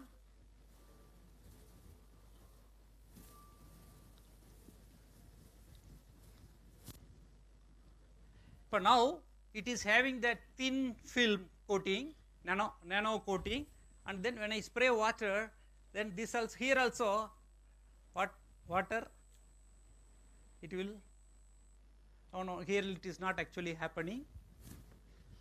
Some tissue paper, can you just, anyone can you help me? Tissue paper.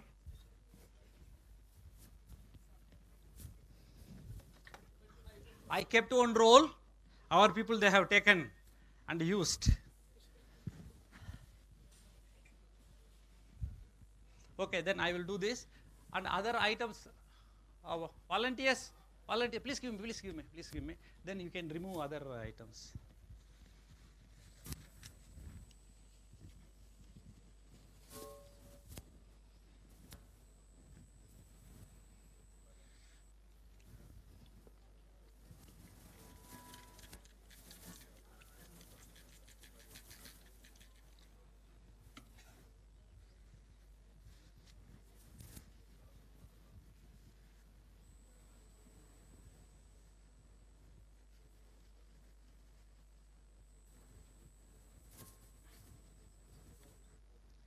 Because in this polyurethane, they actually suspended using the carrier fluid, and then because of that, when you spray, very easily it can spread.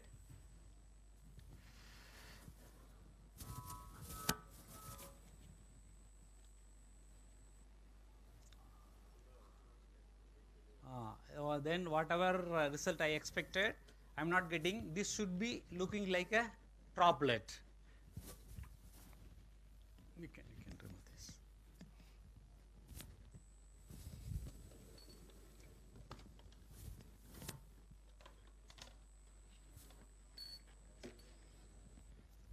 So here another material during 1960.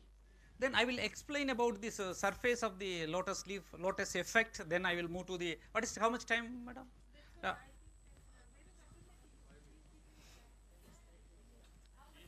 No. First experiment, how much time it over? Oh, 10 minutes. Okay. Then that surface is having the nano surface. That is why we had that properties. And here I kept the another liquid during 1960. This liquid was developed by Dr. Steve, a NASA engineer, because he had a problem. He wanted to develop some non-Newtonian liquid, because in the space condition we have to control the fluid. And here for that he developed one material, liquid magnets. So this liquid magnet is called the ferrofluid, and when I just bring the magnet near, and then you can see the, I can just increase the viscosity of the ferrofluid. Now I kept the magnet, but you can explain the magnetic field. Magnetic force will be only in the at extreme ends, and at the center nothing. And here I will give you some pieces. What you can do, that you can just have the, you can just give to them, let them just have the magnet. This is a fluid and nanofluid.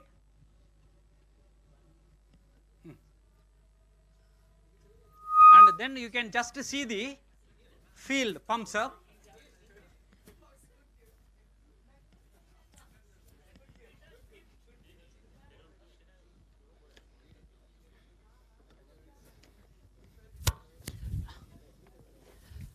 Then I want to show you the another wonder material. Here I have taken the plates.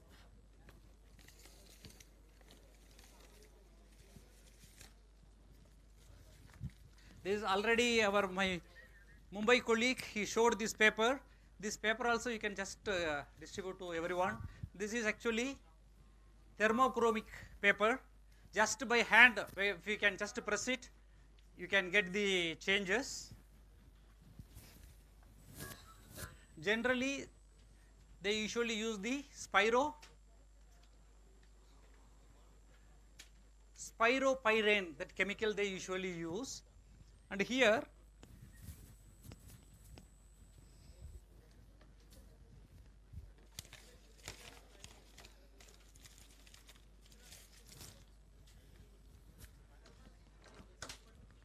so this one is the liquid crystal display. So liquid crystal display will have the material, they kept it inside, liquid and then solid. It is a very big molecule. At the center, biphenyl benzene, that is the solid molecule, and both the ends, one end cyano and acetate group will be there, two polar group.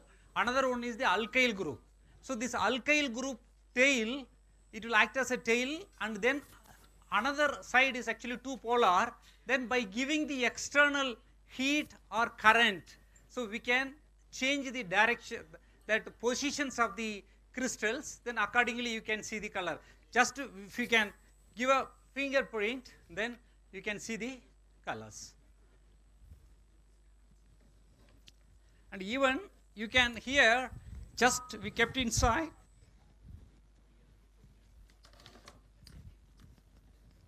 By just moving this, you can see the beautiful colors. Can you see there?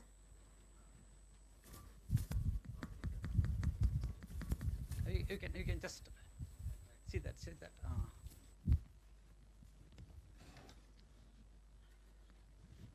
Yes. Back side, if you have to just move like that, then according to the heat, here you can see the. Can you see the patterns? Yes. Oh yeah.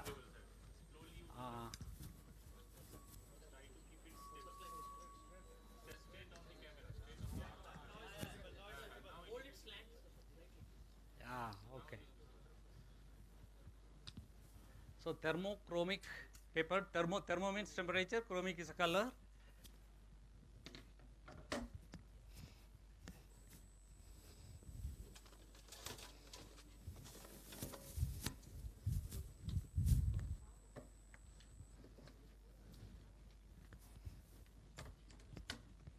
we can take this.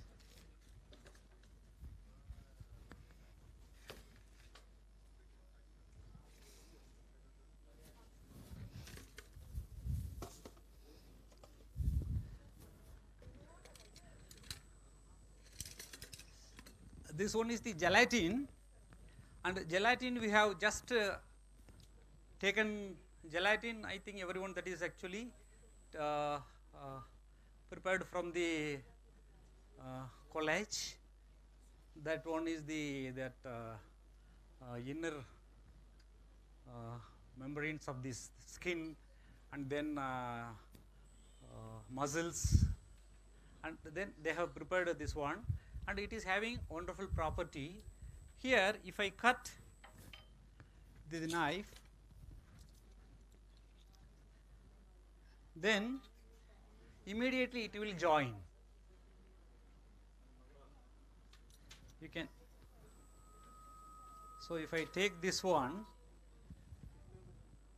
after some time, it will, because of that intermolecular attraction, it will just have a it will joint. You can just give to them, you don't have time, let them just have a experiencing.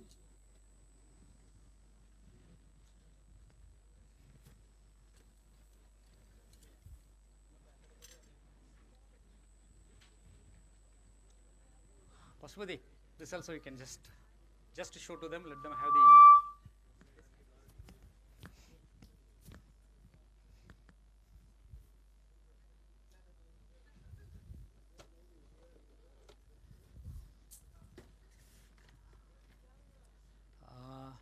this one is actually another material, quartz.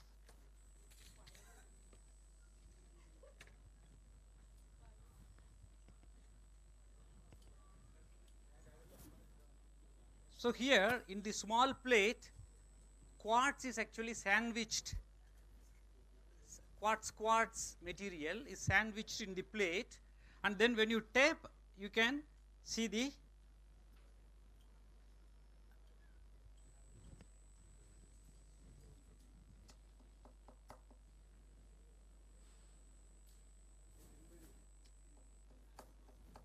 so for this actually I made a one with the help of our electrical section.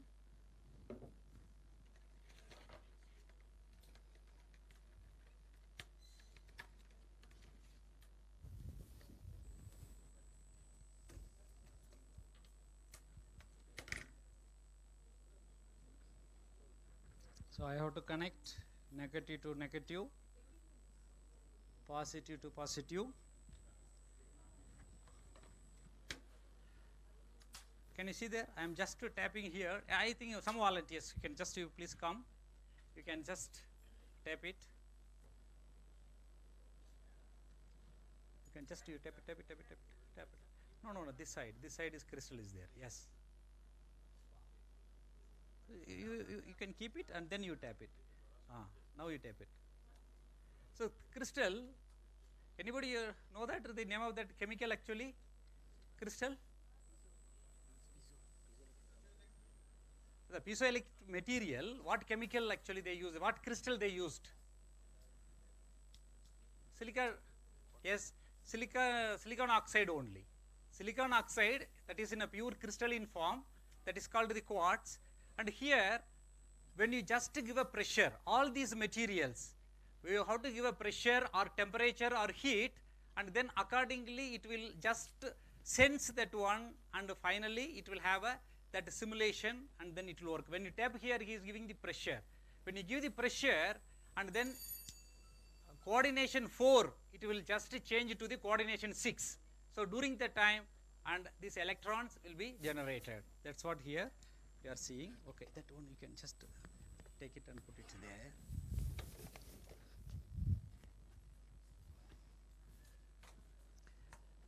Here I am just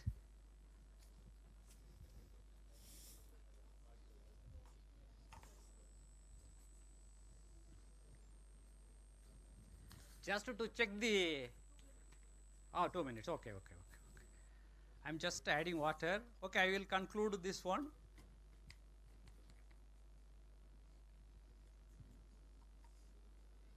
I am just moving.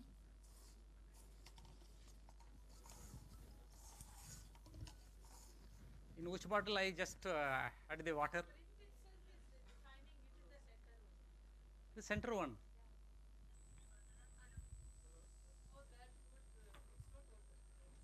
Not water. I took this sodium polyacrylate, that is super absorbent. That is super absorbent. 1960, American the agriculture department of the agriculture department in America, they developed this one for their agriculture purposes in a mass scale.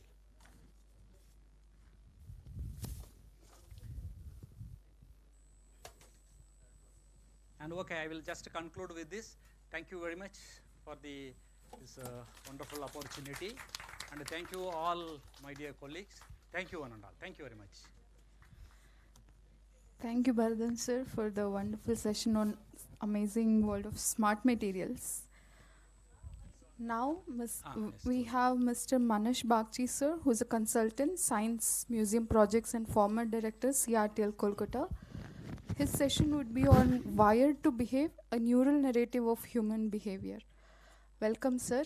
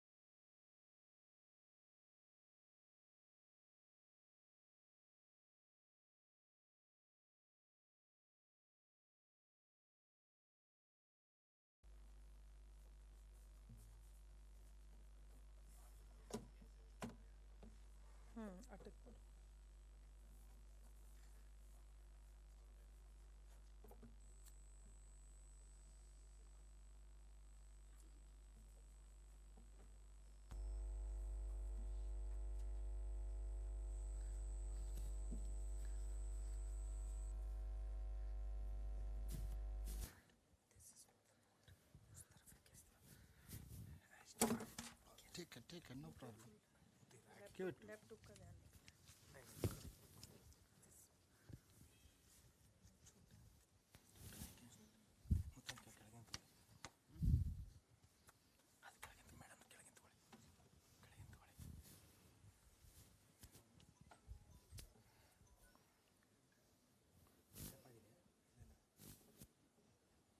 ಇಲ್ಲ ಬರ್ತು ಬಿಡಿ ಬಂತು ಬಿಡಿ ಹಾಂ ಬಂತು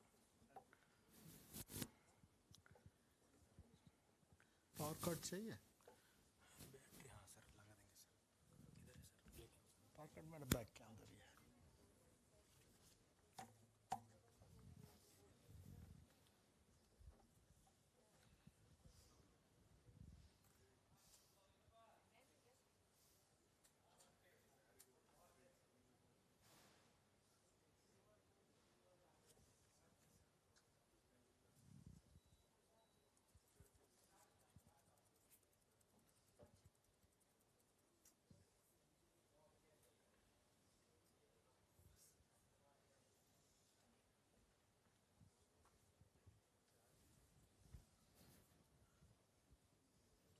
इस तरफ है sir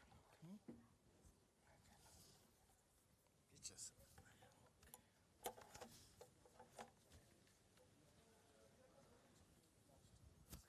hello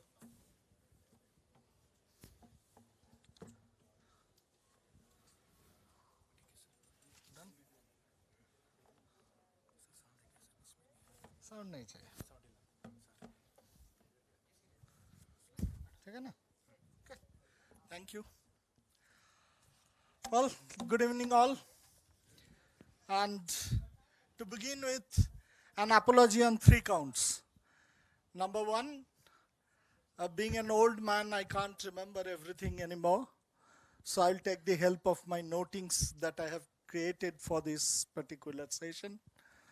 And in most of the cases, I'll read because the Rajamandri program and for other programs, I could not really work on these.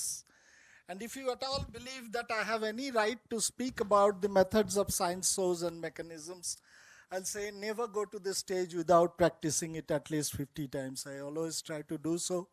But today I'm breaking my own rule because I was compelled to. So when I'm on stage, I need to speak naturally. I expect everyone to speak naturally. The words should flow normally, but that may not happen. That will not happen today. But even then, whatever I thought that this would probably be my last presentation in front of you. And that is why I did not want to lose a single word what I thought about. So I had created a detailed note on it. That's the second apology. And the third apology is it can be a little longer. So I'll expect your tolerance and the gravity to keep you at your set. And in case you go out of concentration, you just please tell me enough is enough. I'll stop therein. Well, I wanted to talk about a neural narrative of the human behavior, and I called it wired to believe because we all are internally wired to become not only human but a particular type of person. Our persona is defined by our internal wired structure. That is what I tried to show. And why so? Why this subject? Because normally, whatever we had discussed, I was not there for other sessions, but today, I found that people think that science show means you rotate something, you mix something, you do something, you need a prop, you need to play with it, and that is science show.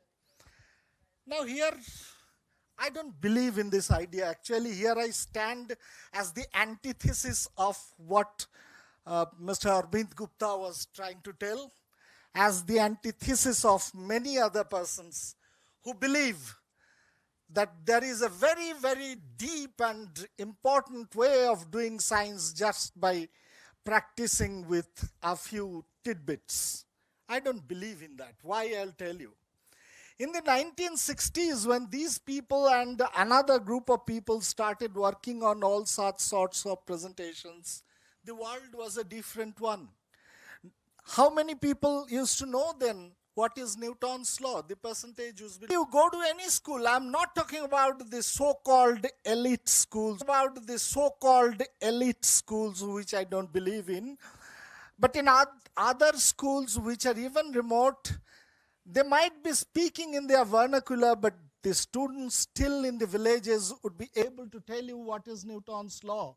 They exactly are going through the CBSE systems or the NCERT books, and there all such tidbits are already included. So you are not doing anything extra when you are telling them you can join two sticks and dance them in a rotation. You can be happy that we are doing great job, but actually probably we are not. And that is why I think this so-called show, who is the greatest showman to us? Who is the greatest showman? One of the greatest showmen you can think of? Raj Kapoor, Charlie Chaplin, Shah Rukh Khan. Do they need props? No. They act with their face, they act with their body, they speak with their emotions. So actually playing with the emotion is the real thing that should take the subject and content over to you, not your props. If the props become important, then you have failed. That is what my belief is. It might be very important, or it might be self-indulging to think that these sort of presentations are doing good job and they are challenging NCSM in its forms of presentations. I challenge them to prove that over last 60, 70 years, they are also practicing it. What new they have done? Have there been any of the Nobel laureates coming out from their forms of education? No. On the other hand, on the contrary, you go to NCSM and you go through the lists of NCSM people and the people who benefited from the council, you will find there are several important scientists who sincerely feel that this council has contributed in their career. And there is another practice. Many a times we say, we undermine, we talk about this school teaching and we say, faltu. And I was listening to the afternoon presentation. What do you remember? The tiffin, the gong, this, that, and that. But don't you remember what you learned there? Don't you remember your teacher giving you an interesting question and you thinking over it and pondering over it for hours? That is the carry out. This teaching system has produced Saha. This teaching system has produced Raman. This teaching system has produced Rabindranath Tagore. This has produced many other stalwarts. So please don't discard the school education and college education just so easily by saying that it is all blackboard and chalk and talk and nothing else. The thinking, the teaching still has to go in your mind. You are playing with your mind. And your props may help. I'm not discarding it. I will definitely request people to explore that line as well, because indeed, when you work with your hand, you also think about it. That's very, very important. But the problem is, if you think that only making some stupid prompt is going to get you through with your content and getting it over to the people, my caveat is, please don't think so. It will not work. And why it will not work, I will try to present, because there are many misconceptions among this sort of presentations. We were talking about muscle memory and body memory and all that. Do you find any memory in your muscle and body? It's a nonsense. It's an epithet. People think that you do the parade, you move, and you regularly know what is the rhythm. Where do you know? Not in your legs, but in your head. Once again, the pattern is stored here. Once again, the sensation, the movement, the pattern really is created here as a molecular thing. And if you think of knowing something and not knowing something is actually a structural change in configuration all here. So what you have to address is the brain and not the legs and bodies and all that. They are mediums. I'm not discarding them. I'm not saying that you don't dance. I'm not saying that you don't try. I'm not saying that you don't practice the drills. You do. But please don't think that a stupid drill will make you learn anything. This is my request. I'm maybe a little more emphatic, but that is not because I was very, very shocked when there was a steamroller going on, the philosophy of this council. When a steamroller was going on repeatedly, it was being mentioned that big museums, big ideas, big acres, big money, that is not doing anything. If that is so, then we all are useless. And I don't think it is true. You have done tremendous jobs. And when people come there, they interact with our things, they work with our systems, they go through it, they have a continuing relationship with us. I can find these sparkles in their eyes. He might say that when they just do one thing within a room, that's a great thing. It's a great thing. I have no objections to argue, but it is one of the great things. Please don't undermine the other options and other way outs and think that what you are doing, you are actually doing an advertising of a particular philosophy that you follow.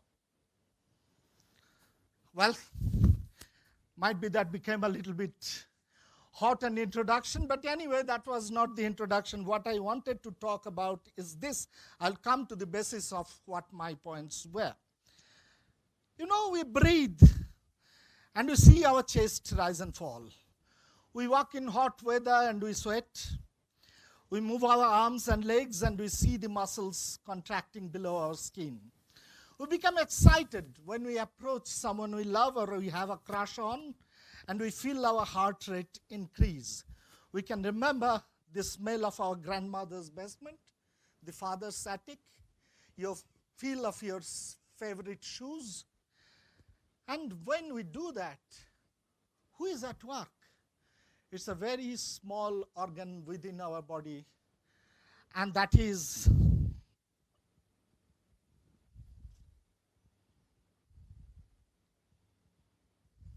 you know what is this? This is the sign language of B, R, A, I, and N. It's the brain. But why did I use it? Is it a gimmick? I know sign language, so I showed it. It's not that. I showed the sign language just to tell you that many people in this world doesn't have the gift of sight. But that doesn't mean that they are any linguistically weak, because loads of research has gone on over the last 150 years, and we know all the same areas that work in the brain when we speak, when we hear, when we listen, when we talk. It is the Broca's area and the Wernicke's area. It is the same area that is also excited when we see the sign language. Not in us, because it is not the training. We are gifted with the sense of sight, and that is why for us those organs exactly do not work the same way. But if you really practice it, and if you start at the beginning, for the people who doesn't have the sense of sight, they will really excite the same regions. I'm going to tell you an interesting story from our lives. We have a friend, many of us, he's there in Seattle. I'll not take his name because it's a medical condition that I have to talk about. This person generated certain nodules in his spinal cord. Just 4 months back, that was operated. One of the nodules was quite big, and that was removed. And when that was removed, a part of the neural section in the spinal cord had to be removed as well because it got coalesced. What was the result? Immediately after this operation, his legs were not working. He lost control over his legs. He used to walk like this. And he had lost control over his urine. He had lost control over his bowel because it's the lower part of the spinal cord that was not working. And we all were very, very concerned. We went to the doctor and we asked, why so? Why is it happening? And the doctor said, don't worry. The neural network that was created in the body over practice, the practice over several years, that is gone. That neural network is now broken, it's disjointed, but it will form again. We need to give an aided movement. We need to do physiotherapy. We need to give some drugs and medicines to facilitate the systems. It will revert. It will return. New neural network paths will form. It was done. After 4 months, the same person is now driving the car again.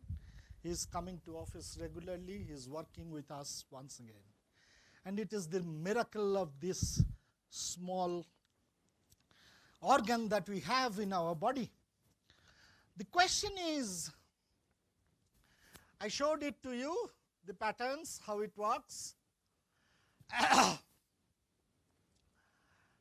The point is, brain as an organ is a very interesting creature. It is because, you see, it is the same organ. Normally your heart functions for one particular objective. Your lung works for one particular objective. Your guts work for one particular objective. But your brain, it remembers, controls, feels, manages, and it also consumes 20% of the total energy expenditure of our body. So even when we are sleeping, the brain is working. And that is why it's a multifaceted organ with multifarious activities.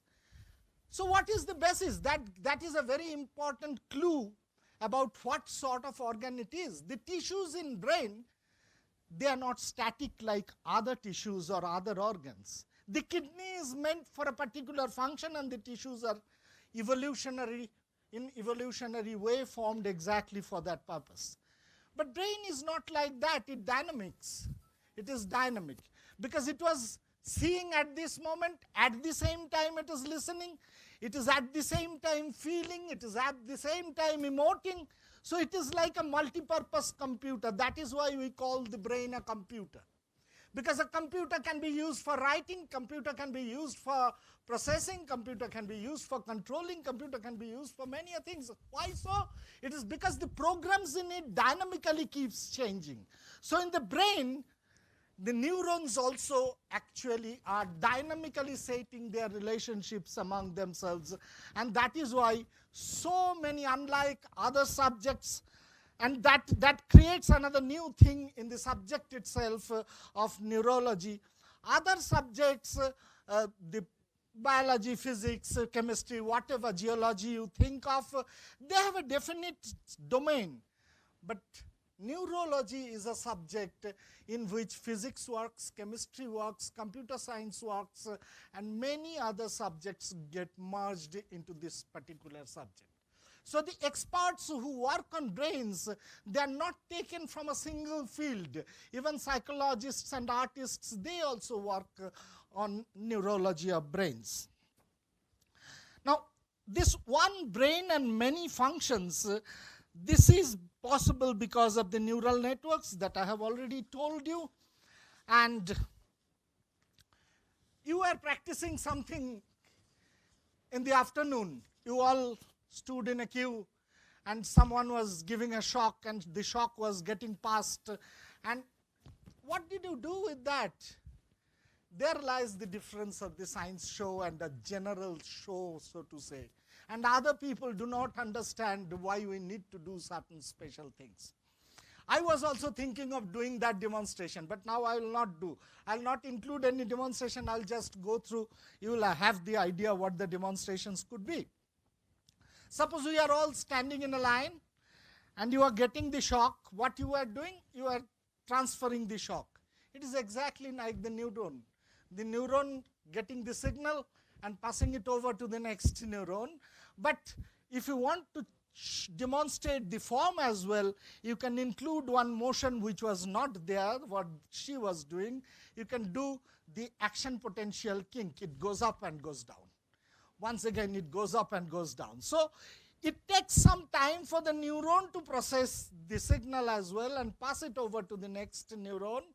And when that goes, ultimately the signal reaches its end. Now, here the important thing is, if you make it a game, what happens? You just snatch a bag and everybody, come on, and all that happens. But that's not the end of it. Practice it, keep the people in a row, practice the same thing, maybe with the action kink, action potential kink, but do it 30 times and each time measure the speed that you are generating. You'll find that initially you are probably taking 2 to 3 seconds, but slowly the time will reduce. And when it will reduce, you know the neural network has set in. Now the neuron network, they know that this is a job that they have to do repeatedly. So what we are doing, we are learning. And that is the physical basis of learning. My neurons know it is bound to happen. Now this happens in 2 ways. Brain is a very energy intensive and energy optimizing device. Brain is not a thinking device. We think we are thinking. Actually, the brain is not thinking at all. I suggest you to go buy a very recent book that is a fantastic book. It's called 7.5 Lessons on the Brain. The 7.5 lessons in the brain say that brain is actual. Not only it says, there are many current books. This is a very accessible book, so that is why I give this name. That says that it is an energy optimizing device. How? How so? The first point, when we receive some action or receive some stimulus, we try to understand, do we have a neural network for that? If the neural network exists for that particular stimulus, just that network fires. So it's existing, it's minimal energy path. But if it is not, then you have to practice it time and again. You are doing it, missing it, doing it, missing it, doing it, forgetting it. And after some time, perhaps the brain will think that, "Arey bhai, ye bahut badmash aadmi hai, ye chhod nahi raha hai, बार-बार एक ही चीज करे जा रहा है." Probably it is important, so brain will retain that. So either you can learn by rotting. बहुत हमारे अंदर बहुत इंटेलिजेंट लोग हैं, मैं ऐसा नहीं हूँ, मुझे बहुत बार पढ़ना पड़ता है एक ही चीज सीखने के लिए. लेकिन क्या होता है, पीपल से कि अरे वो तो मेमोराइज करता है, कुछ भी करके दिखाओ मेमोराइज. आसान नहीं है. Memorization is also learning. If you are memorizing without understanding the meaning, then you will not be able to fire new neural networks out of it. But even learning a single network path is not an easy task. And that is why Sachin Tendulkar is Sachin Tendulkar, because he practices cover drives perhaps 500 times a day. He practices one particular form of defense probably 1,000 times a day. So his neural networks exactly know what to do on that particular condition. The others have to work on new neural networks, but it is already formed in him. So he will get shed more time than others to negotiate the situation. That's why quite commonly the commentators often comment that he gets more time for offering the shot. He gets more time because he practices more, because he thinks about it more. And it is not that all the time you have to practice it physically. Sometimes even by thinking and contemplating, you can learn one thing, and your thinking, your fantasy can be a reality. The example is Sergei Bubka, one who broke his own record 11 times, world record 11 times. And when he was asked how you do that, he explained, I jump 1,000 times in my mind. And when I jump, I make it so accurate that I get the smell of my sweat. So I know what is happening. I can hear the sound of the people around me. So by that, he exactly makes it real. His neural networks start working for real, and it actually forms. Well, based on this, one Japanese scientist developed something that is very, very interesting. He thought that if this is the case, we are being activated in our brain, certain stimulus is received, a neural network is formed, the synapses are charged, and the network is already in place. Then can we devise something which is called a perceptron, in which one signal will go, and that signal will be given a certain weightage, maybe 10%, another will be given 20%, 30%, and like that 100%, and depending upon all of them, when I get 100%, I fire this network. And this is an algorithm he created that is called perceptron algorithm. And today, whosoever is working on AI actually is working on this perceptron algorithm.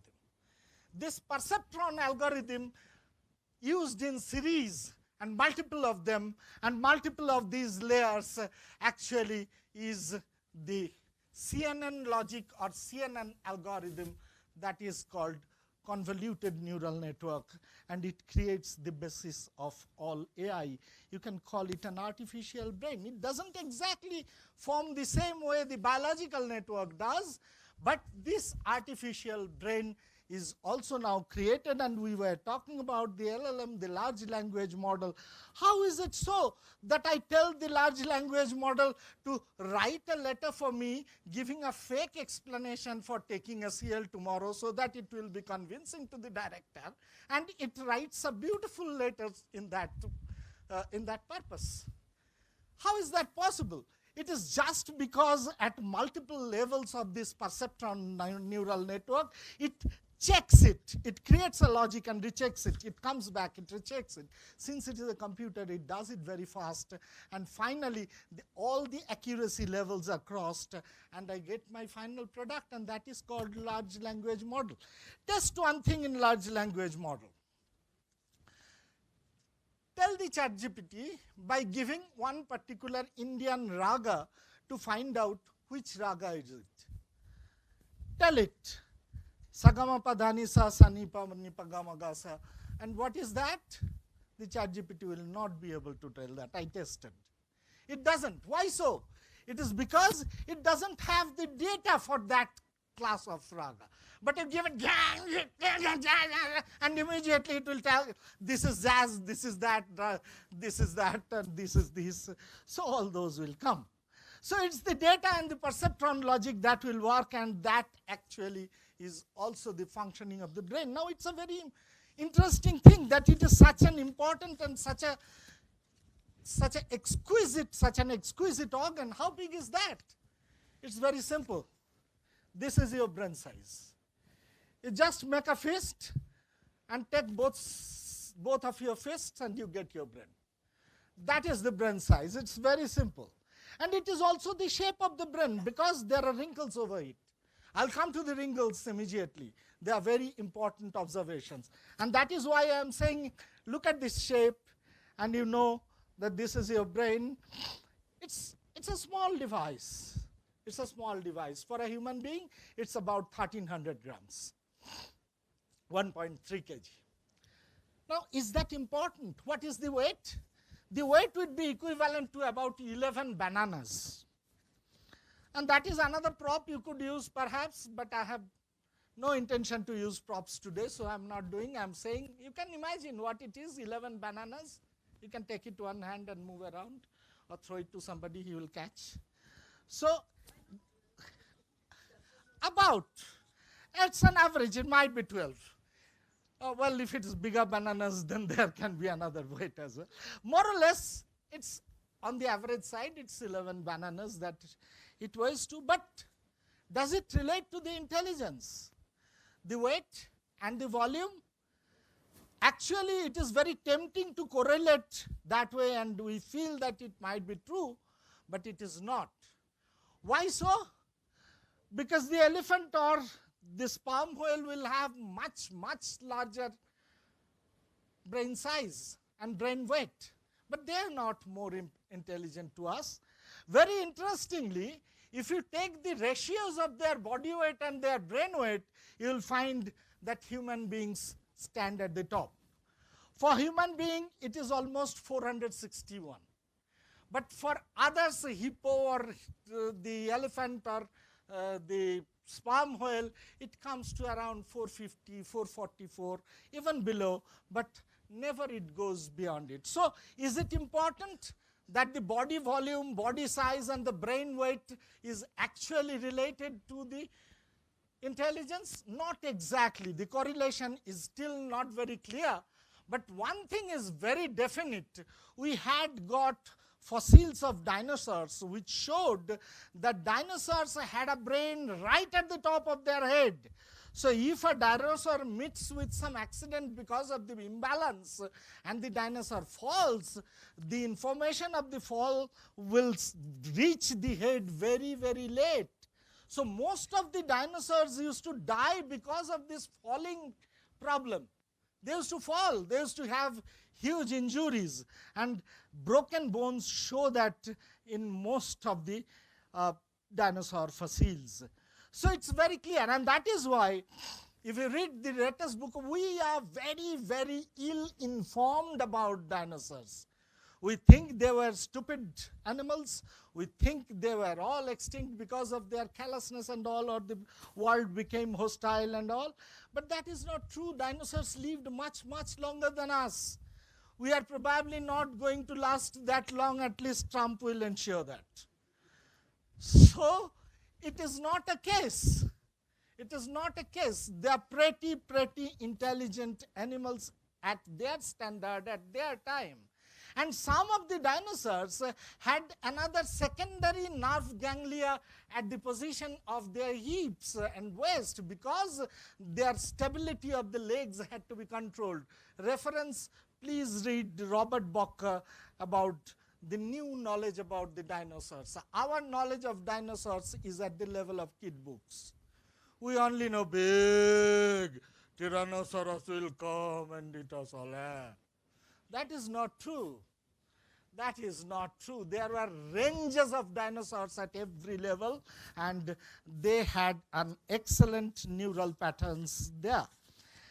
The point is, if you go further, you will find, let us get a little more technical, and you will find out that the primates here, if you take a scatter plot of all the body weight and the brain weights, the primates, they form an island which is surprisingly above everybody else. What is the reason? The reason will come clear if we go to this one.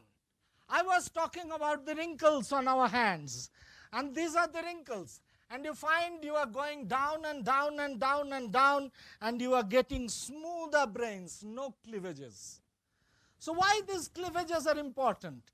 The cleavages are important. It is because within the same volume, if you are going to pack in more number of neurons, then these cleavages are must.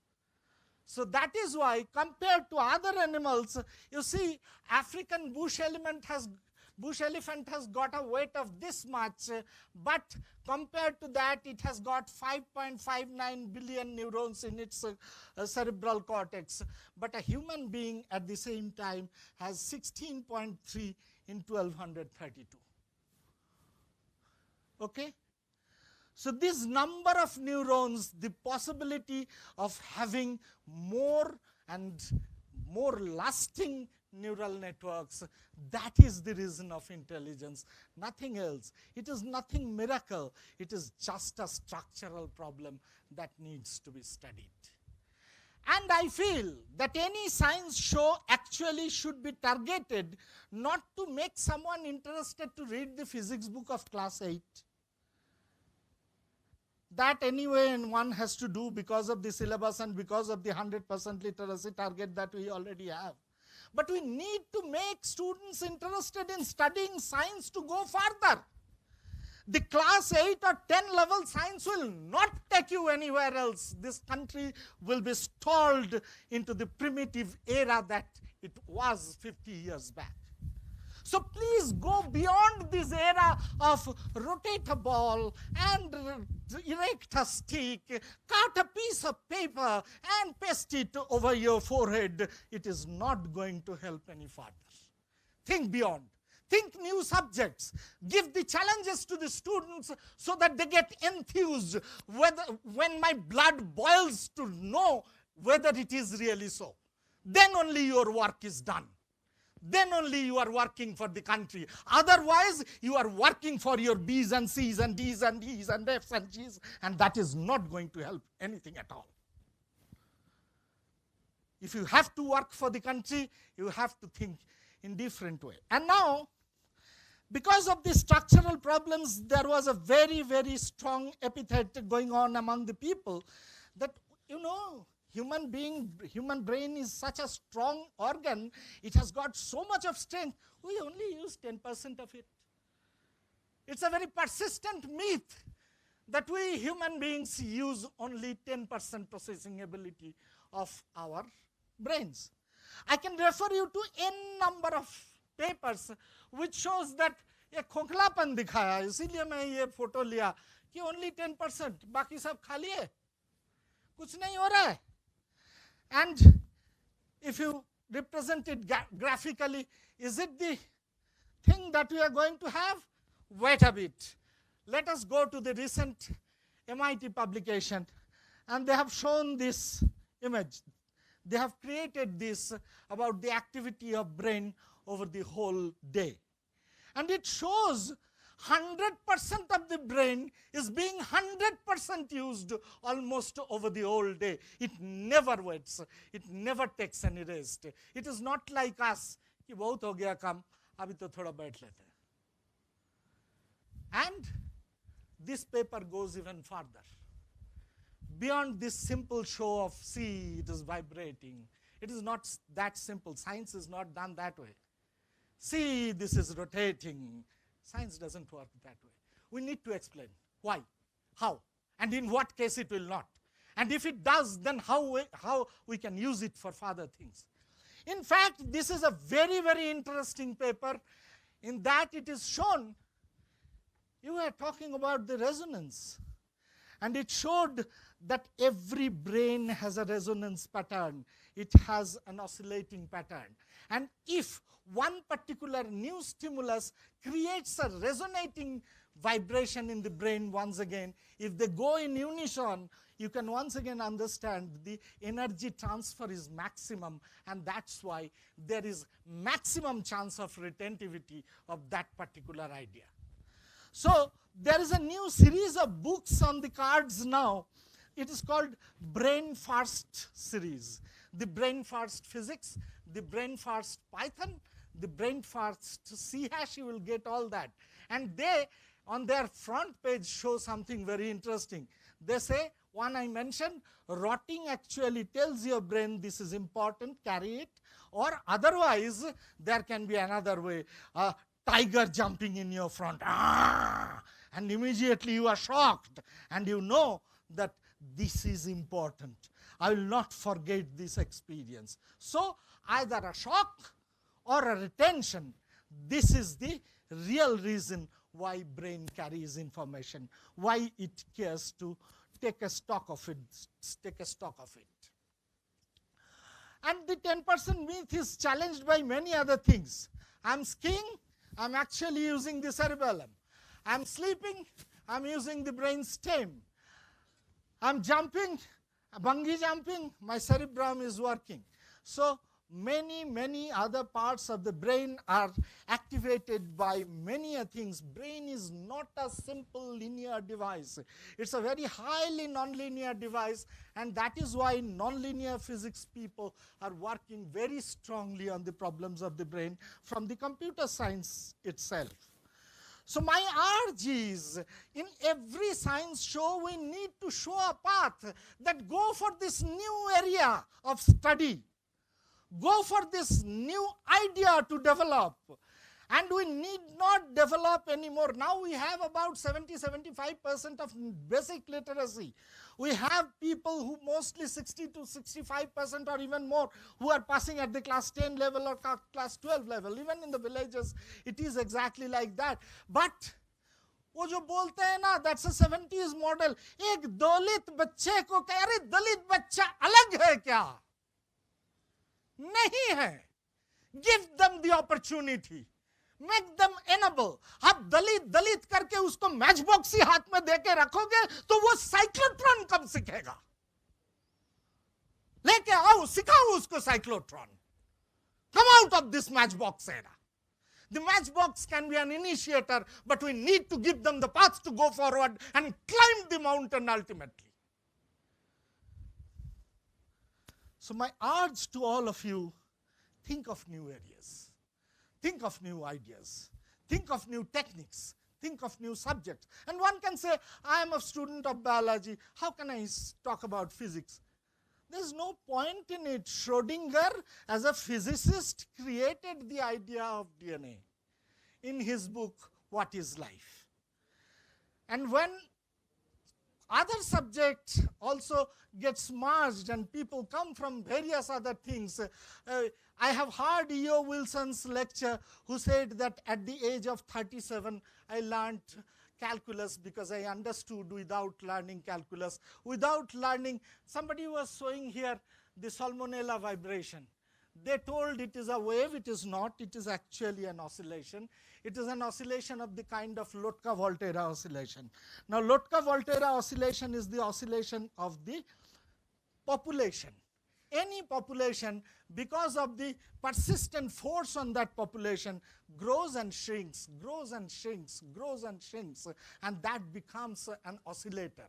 So different sort of biological oscillators exist, and when you analyze those oscillators exactly from the point of view of physics, you get to know situations, you get to know exact equations by which you can control the population size of that community.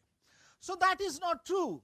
But one point is the brain power always equal? Is it so? Are we not aging? We are. And how do we know we are aging? I once again thought of a demonstration, but I will not do it because of the time. There's a very simple way. There are 100 other ways of doing it. I urge people to explore neurology. It has been such a fascinating area of study of late. What is that new idea? Whether you are aging properly or not can be very easily tested. Stand with your eyes closed, stand on the non-dominant leg, and try to hold your position and see how long you can. If you are able to hold it more than 30 seconds, you are good and healthy. But with age, you will find out it is not possible. Probably within 10 seconds, you will be swaying quite a lot in your body. If you can stand stably and steadily, then it's a good sign of your health. But once again, if you think, भाई मैं तो 2 second में गिर गया, तब तो मेरा गया, मैं तो कल या परसों मर जाएंगे, उसके बाद क्या होगा? कुछ नहीं होगा, practice. कुछ नहीं होगा. Improve your health factors. Let me tell you, very recently, last year, I will not claim him to be but he is of Indian origin. Professor Venkataraman Ramakrishnan has written a book. It's called Why We Die and Why We Don't Have to. And if you read that book, you'll find out he is talking about a fact that 120 would be the new age 80. So the people will live up to 120 as they do today up to 80 very easily. And it is happening because genomics-based drugs are now being administered.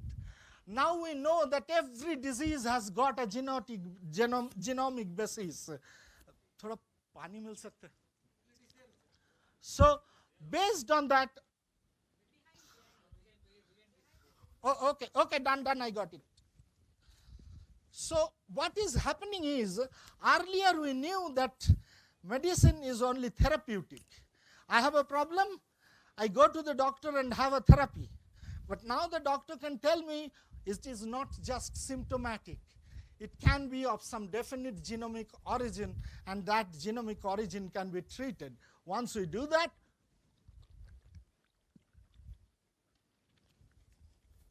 we have a better probability of sustenance. And this curve is very interesting.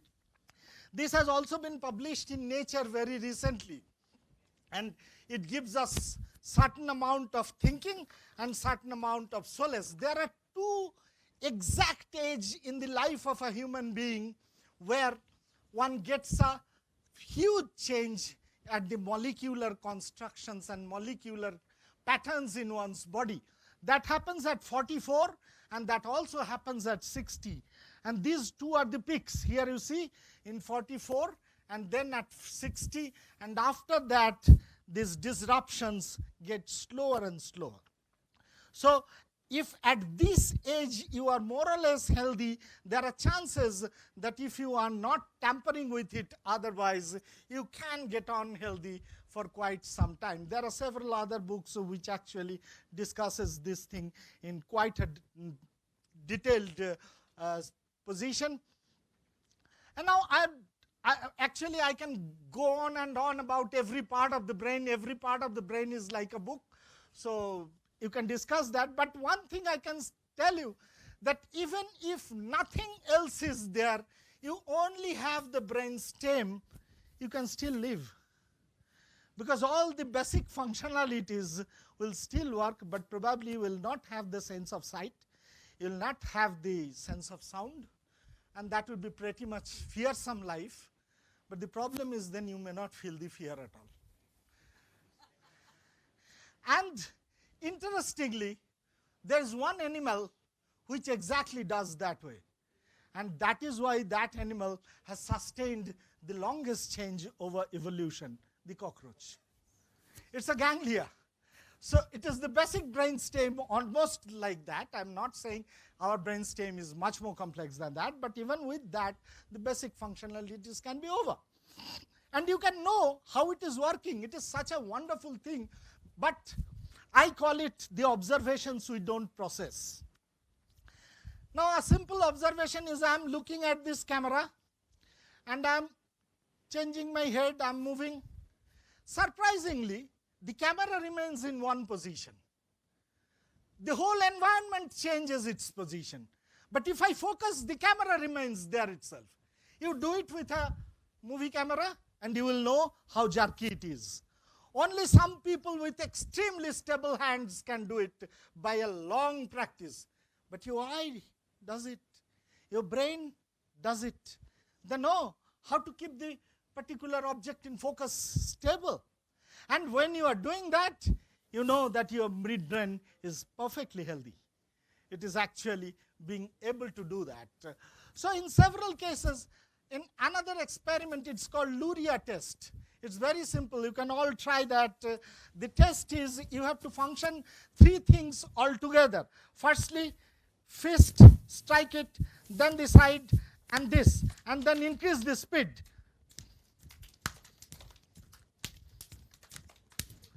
Three times. Can you continue 3 times without any break? You'll see you will break it. It is very difficult to do it 3 times consecutively and increase the speed to that level. It is because your midbrain is not conditioned to do such things. So these are simple neurological tests with which you can check the functionalities of your brain in various regions and in various places. It is possible. And when we do that, we know what a wonderful device it is. Now, if it is such a wonderful device, it also needs to be protected very strongly. And here, I could have another demonstration, but once again, since Jyoti said that without props it will not be allowed, I made it a point that I will come without props. So, what you could do is, your brain is like an egg. Put it in a jar, give it a jerk, and wow, the brain is gone. It's smashed. But to protect that, what do? We actually pour some water inside the jar. And now you shake it. It will not be broken. It is exactly like that. The cranium holds the cerebrospinal fluid that keeps the brain in place and gives it the cushioning. Very interestingly, if you observe, suppose it works for us, but have you seen the woodpecker? Continuously it is going on, and so strongly. So there must be a huge jerk in the brain. How is it prevented? How does it manage to sustain that? And that is very interesting. Evolution can do many wonders, and this is the fact. Number one, its tongue is very interesting.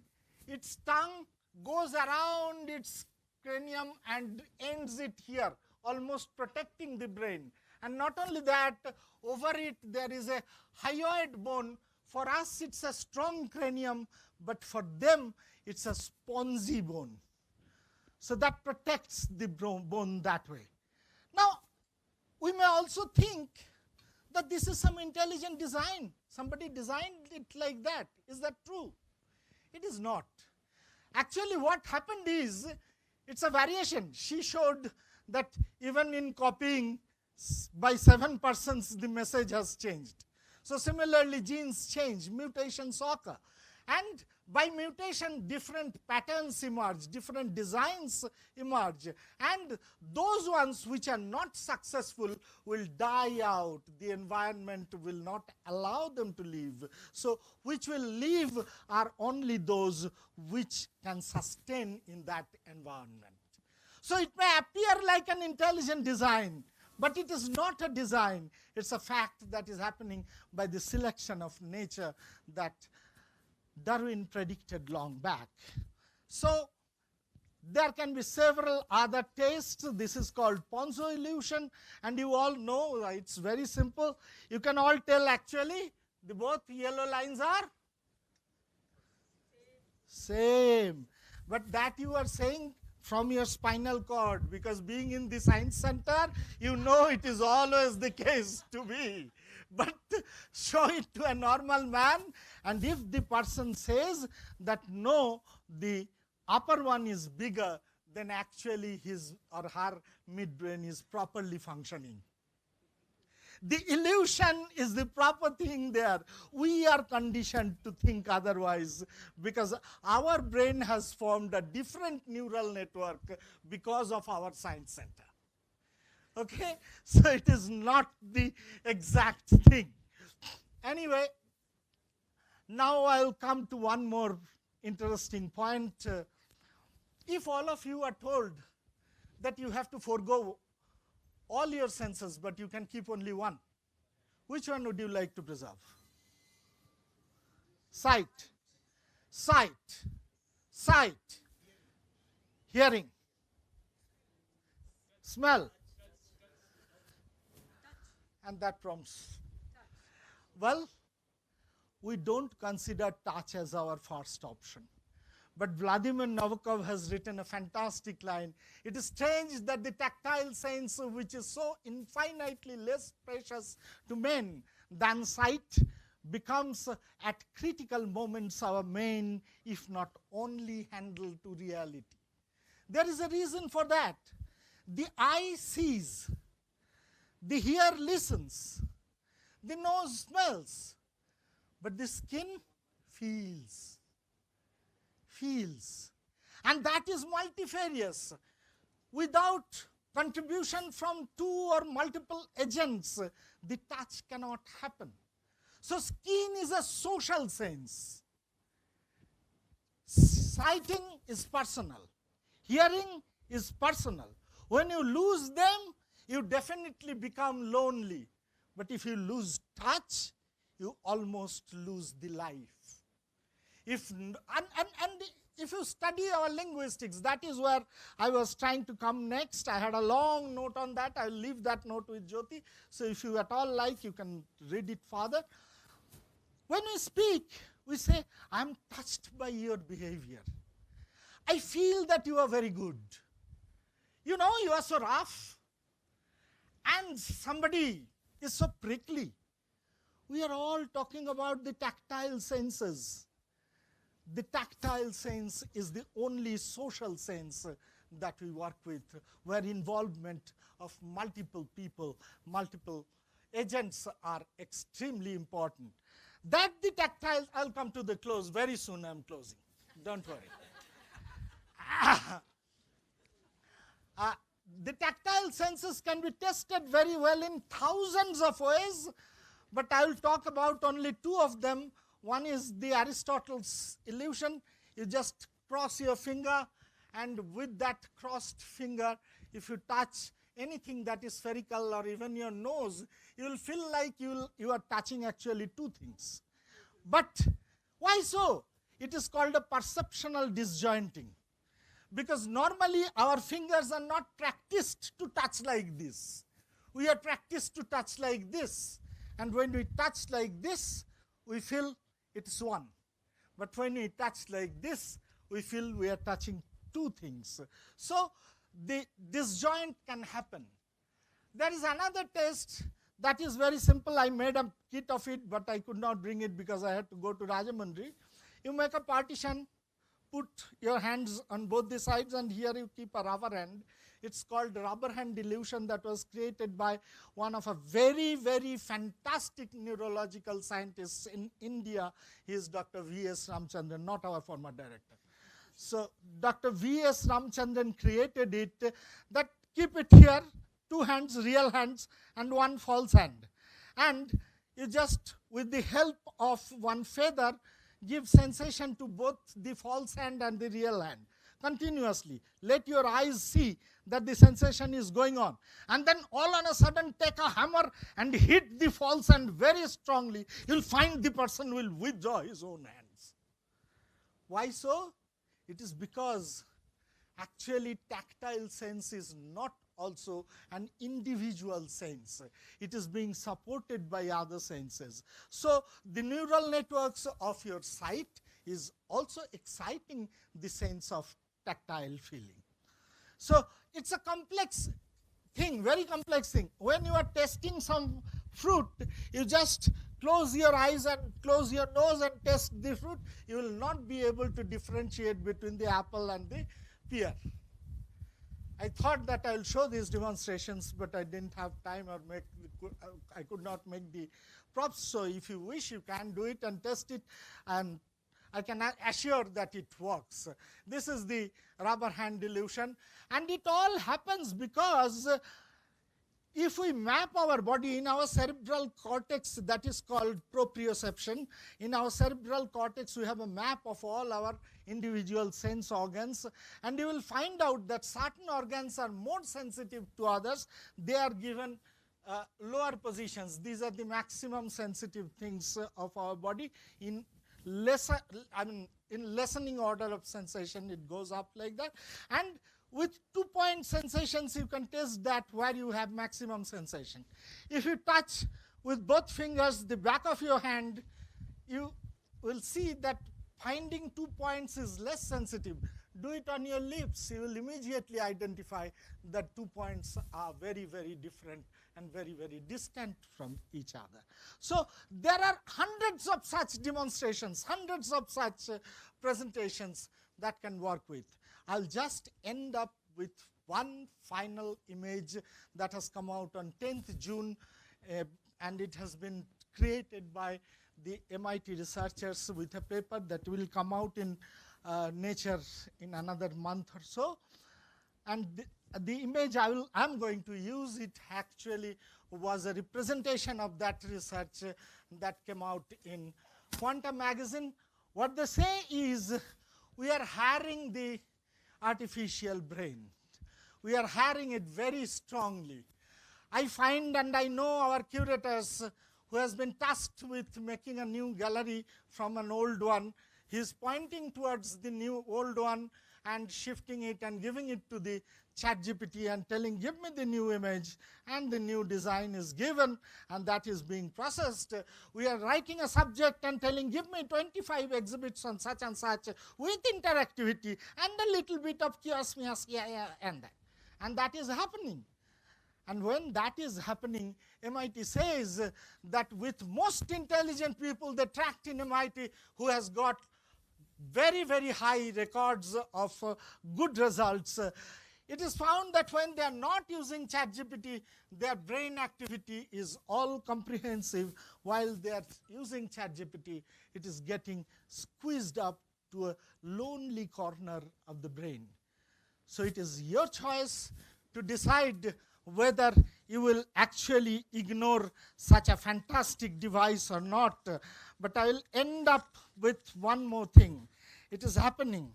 We know in all possible cases, we are ignoring our real brain, we are ignoring our creativity, we are creating 1,000 things but ignoring many others. And I would like to just remind you one thing.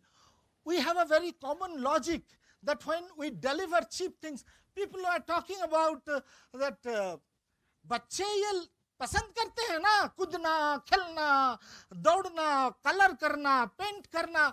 भाई बच्चे कैसे बनेंगे बड़े वो हमारे ऊपर है. We need to give them the bottle to grow up. We cannot become these kids just to tell them what to be. Yes, give them independence. Yes, give them scopes. Yes, help them. But at the same time, create a pathway for their growth and development as well. If we can't, then we are bad parents. We are actually failing as guardians. And that is why I believe कि ये हमारे लोग पसंद नहीं करते, ये बहुत complex है. Can that be a solution? And I will refer to two big statements. One is Satyajit Ray said, I never treated, he was a fantastic child filmmaker, children's filmmaker, and he said, I never treat the children as stupid children and stupid agents. I always treat them as adults. And that made Satyajit Ray what he was, and that made his film so famous for the children as well. And Feynman, you know what Feynman said? The Feynman always used to say that if you cannot explain any complex idea in 2 minutes to anybody, then you have not understood it. So ये logic भाई फेंको बाहर, बहुत हो गया. हमारे लोग समझते नहीं हैं, हमारे लोग पसंद नहीं करते. Actually, you are not being able to tell the story in proper way. So my urge is, think twice. Think again, study. My days are numbered. I'd like to leave this stage with one single comment. Will you be able to remember what was the most popular Hindi song of last decade? You'll find it difficult, not possible. But you will very easily remember Aaja Re Pardesi. You will remember Majnu Sultanpuri. You will remember Gulzar. You will remember Javed Akhtar. Why so? Because we carry them. We can forget 1,000 things, but we still remember Rabindranath Tagore, who said, Amar raat pohalo, sharodo prate, Amar raat pohalo, Bashi, Bashi, Ami, তোমায় দিয়ে যাব কাহার হাতে আমার রাত পোহালো, which translates to, oh my long night is ending, oh my night is ending, to the dawn of autumn fading in, oh flute, my dear flute, to whom should I entrust you, to whom should I entrust you? I leave with the hope that I will meet you again, perhaps at the rising of the brain. Thank you very much.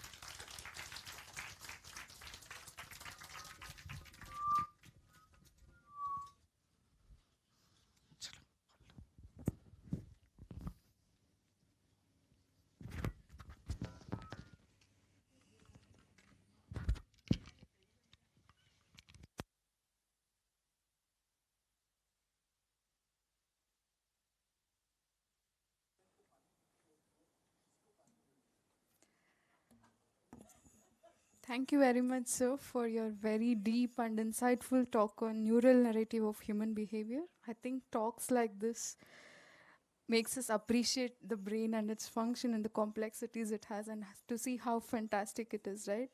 and it's actually really important to speak about brain. So thank you very much, sir. For our next session on peer review, I invite our director, VITM, Mr. Shri Saju Bhaskaran, sir, to take over.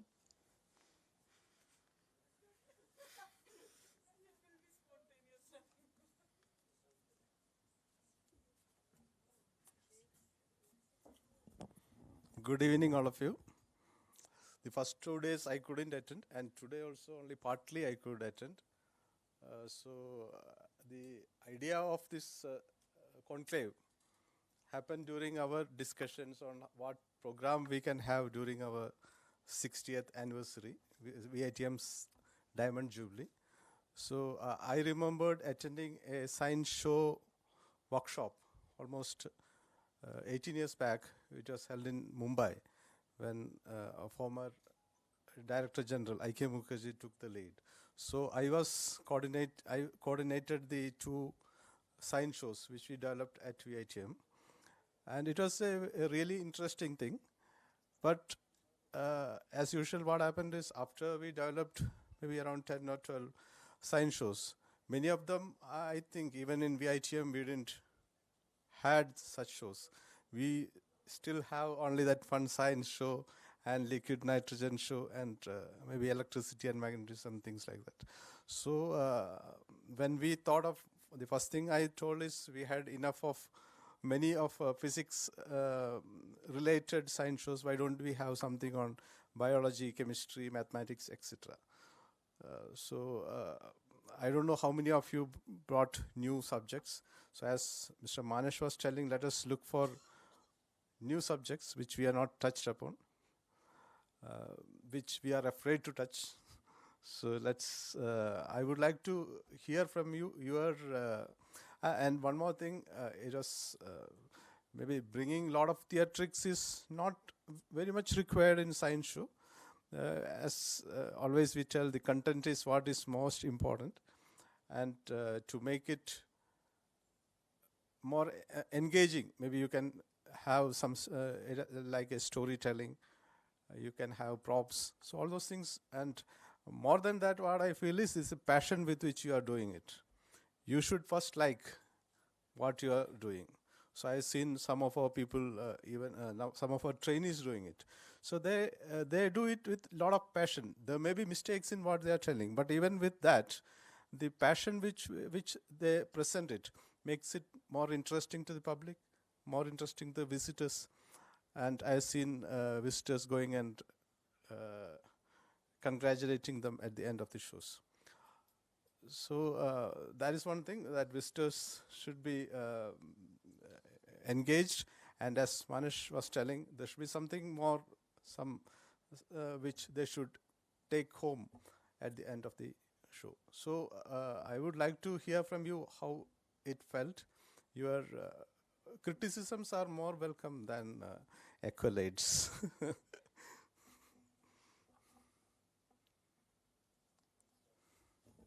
Should I call some names, Ashri?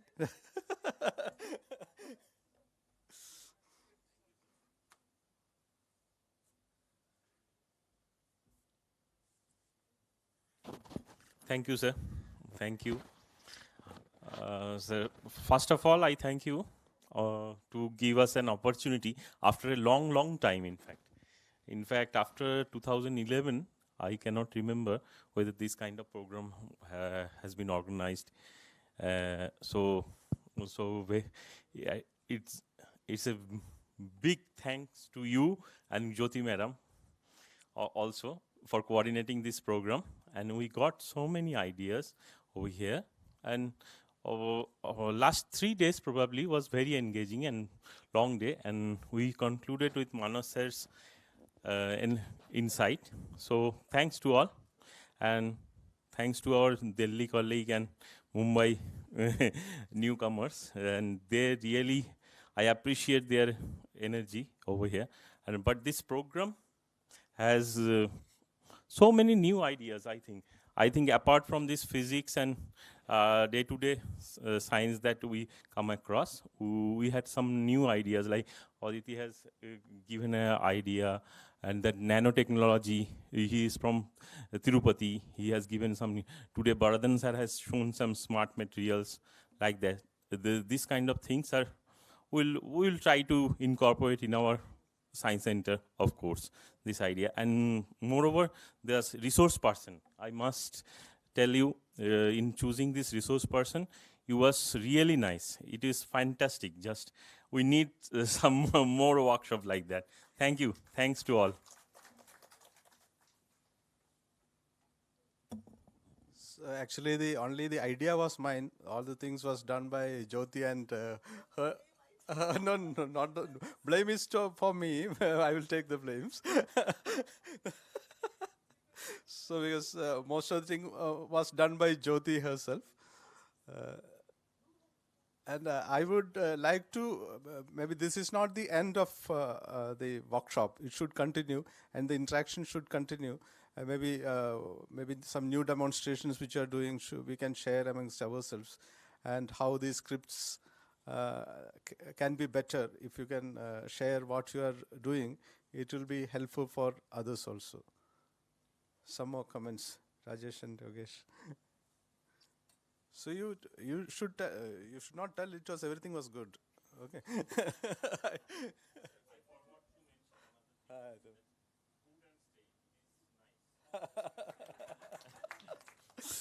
No, already.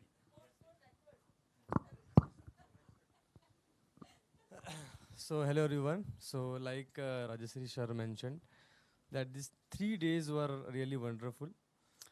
There was a little short of time for our demonstrations, but whatever we got, we given our best. And in every demonstration, there was something to learn for everyone, I feel. Even we do these things at our science center as well, but the way we learned, the person like Tripathi sir explained, the same experiment we do, but the way of doing his way is the part of our adaptation. So that we learned the accent from Tarun sir. It was very engaging show. Sir, I said forget Srinam from Guwahati. Yeah. So this was a unique idea on the wings. So we have seen the wings, but how to imagine their functions. So that was like a new learning. And if we say there were some negative comments, the positive comments. So all are welcome. And I think that should be the part of such conclaves. We should not be afraid of the negative comments. And I say, because we are the juniors, but we have more seniors with us. So they can guide us and they can observe what was the kami jo hoti hai na, that you can identify and you can guide us. So that we really want from the seniors. Thank you. There are no seniors and juniors, because we are in that rut. You are the people not in the rut. So maybe you can give ideas which are which we don't think of.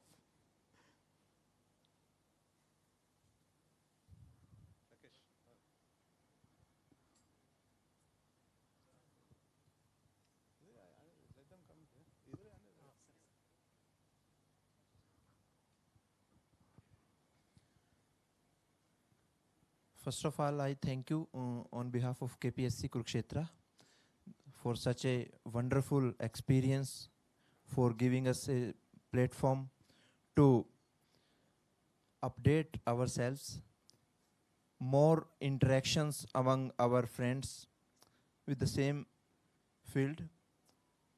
What I learned in last 3 days in brief, that we are performing science shows in our centers.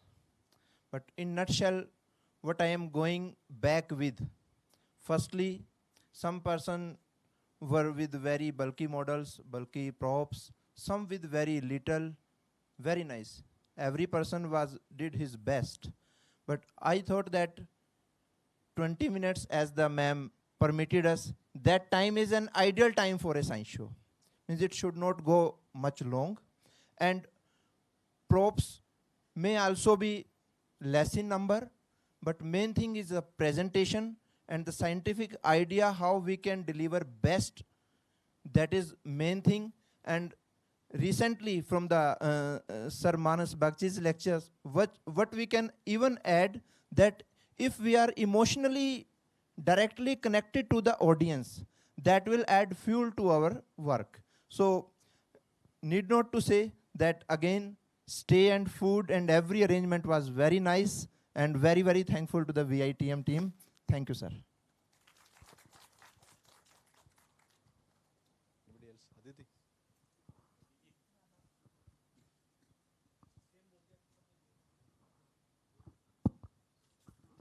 For me, more than the food and the stay, because I was a latecomer, the live streaming was very helpful.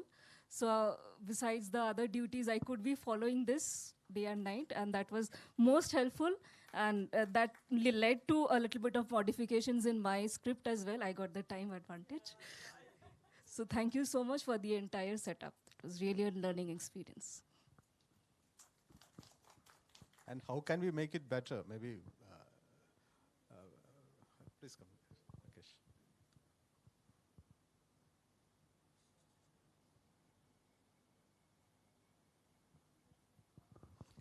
Thank you, Team VITM. I'm not going to repeat the same thing, which my colleagues already basically made a statement here. Everything is fine. It's nicely arranged. And what we basically take away from here, because new subjects are there, new dynamic members which join the NCSM team here, they are thinking in a different way.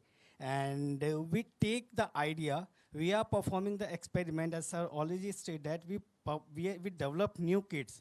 But in our center, we just get emphasized on a fungicide and a liquid nitrogen show only because they are very popular. And from this last session by Mr. Bakchi sir, I just think we can develop something very good on neuroscience also.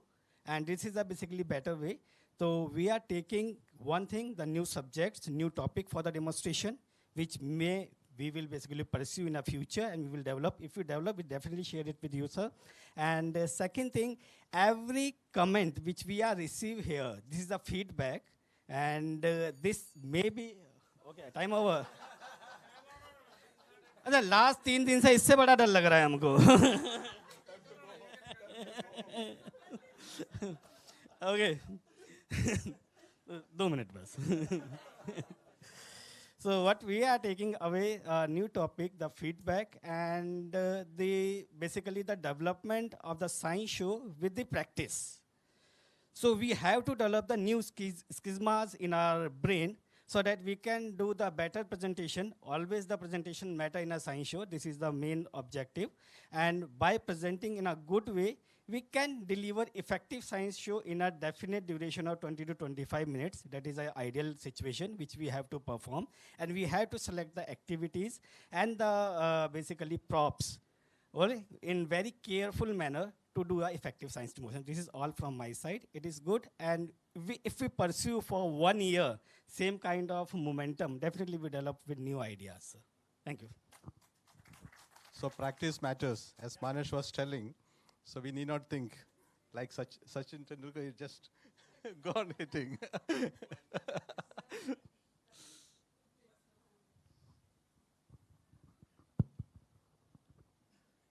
Sir, in connection with the Diamond Jubilee, you have arranged this workshop, but I request you, sir, as you are the authority, one of the authority of NCSM, so along with our respected Bakshi sir also, this in connection with Diamond Jubilee, but after a decade, you restored this workshop actually.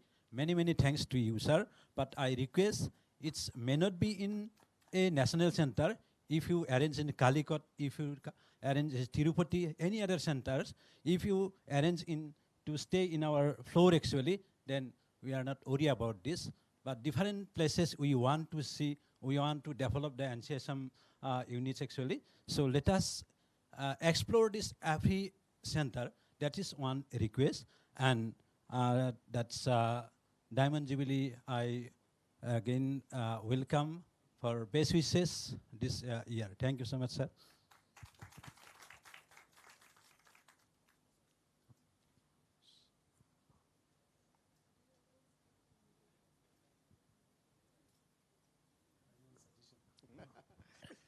very good evening. First of all, I thank Director VATM for made a wonderful opportunity for the Science of Conclave. So I extend my thanks to make me a part of that. So all demonstrations are unique. Okay, we learned a lot of things. For this demonstration, they communicated long back. They asked the topic, then the script, then we did it ourselves and we searched something. We developed the script and everything.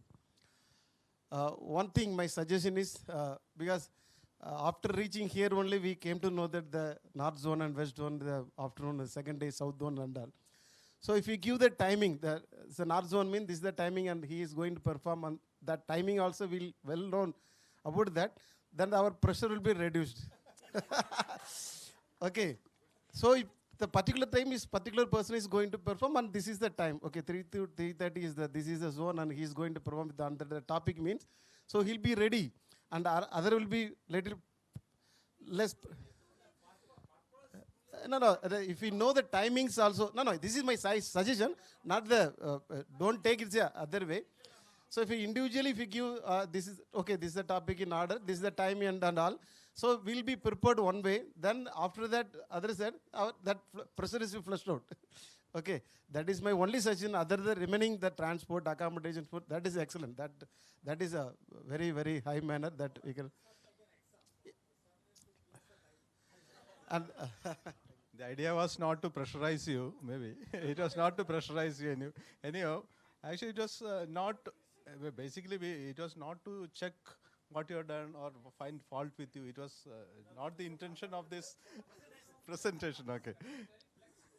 Yes. So,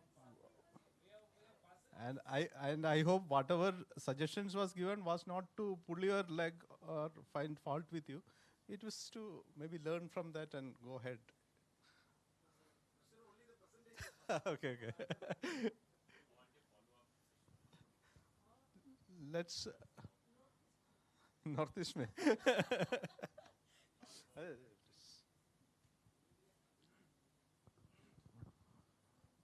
Hello. Yeah, my suggestion, one thing, actually, as sir mentioned, it happened long back in 2007. But like this, why it took so many years to happen again? My suggestion is to authority that every year this should happen so that we can have more number of science shows. And hello.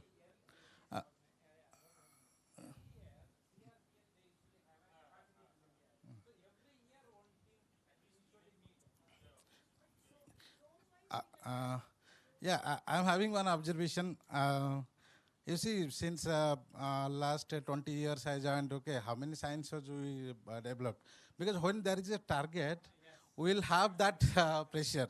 Just some 10 days, 15 days before, we are busy with, okay, I think all of you know what work we are doing. We are being education officers, but what work we are doing, we know, all know. No need to tell. Okay. Because that is a fact. Okay.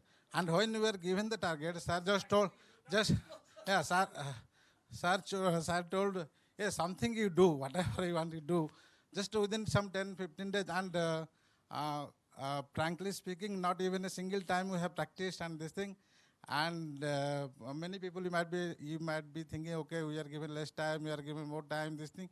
Before, okay.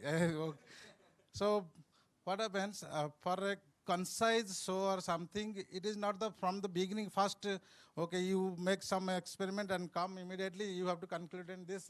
It will never happen. Okay, you will not be knowing the timing and not knowing. So you need minimum at least some 10 shows if you perform, then only conduct, then only you can come to this. And like this, so targets will be given means at least some new shows will come. And this is the basics. The science show is the main thing of a demonstrator or education officer. But so I urge that the authorities that every year it should happen. It should happen in different zones. We should be given targets so that new science show comes. It will be good for us also. And being the host, then I am, yeah. Uh, yeah, self-criticism because madam, I'm telling from one person who is performing first time something, 20 minutes is because we do not know what is the setup and what is to come and what it is not. No, no. One.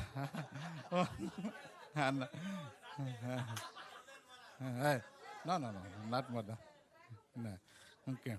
So, and and I feel for our shows and this thing, okay, rather than many people from outside or something, that will little reduce and these performances from our participants time to be given more.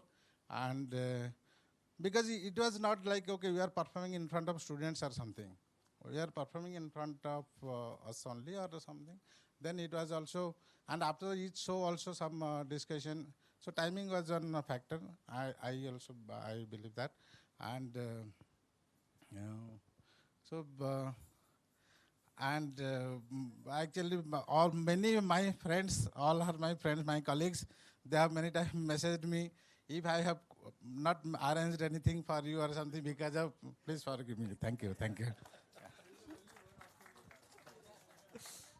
So anyway, let us try to perfect whatever shows you have done. In another 3 months, perfect the show which you have done here. Huh? Sangeeta? Want to tell something?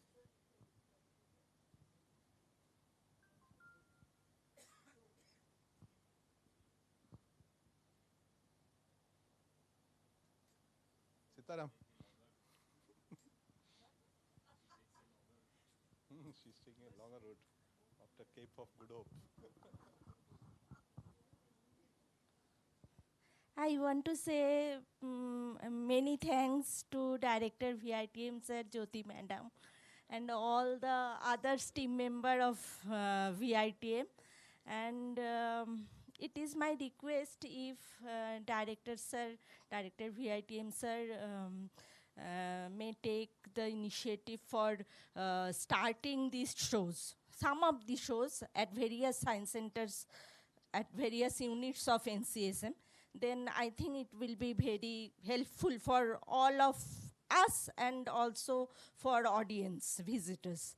So this is my suggestion. Yeah. Yes. Yes, sir.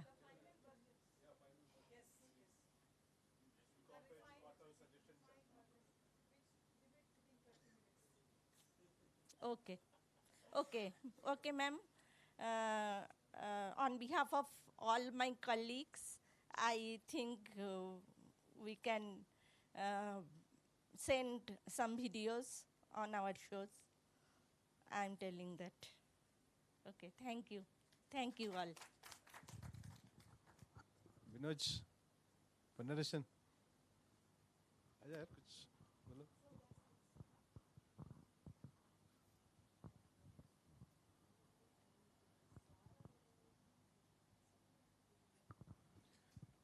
Sir, as many people told, after we joined, actually, once we got an excellence in demonstration program in 2010, after that, actually, I'm seeing Rakesh Tripathi, Rajashri, etc.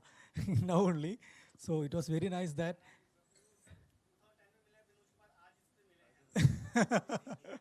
That is the thing. And so we are so happy that we were able to see the old friends. Then these newly joined people, they are really good. Actually, we got inspired from them. So it's a very good thing. Then, ma'am, I should not go without saying that the stay was very nice, food was very nice, transportation is very easy. So we were kept very comfortable these days, and I will not forget these days in my entire life. So it was very nice.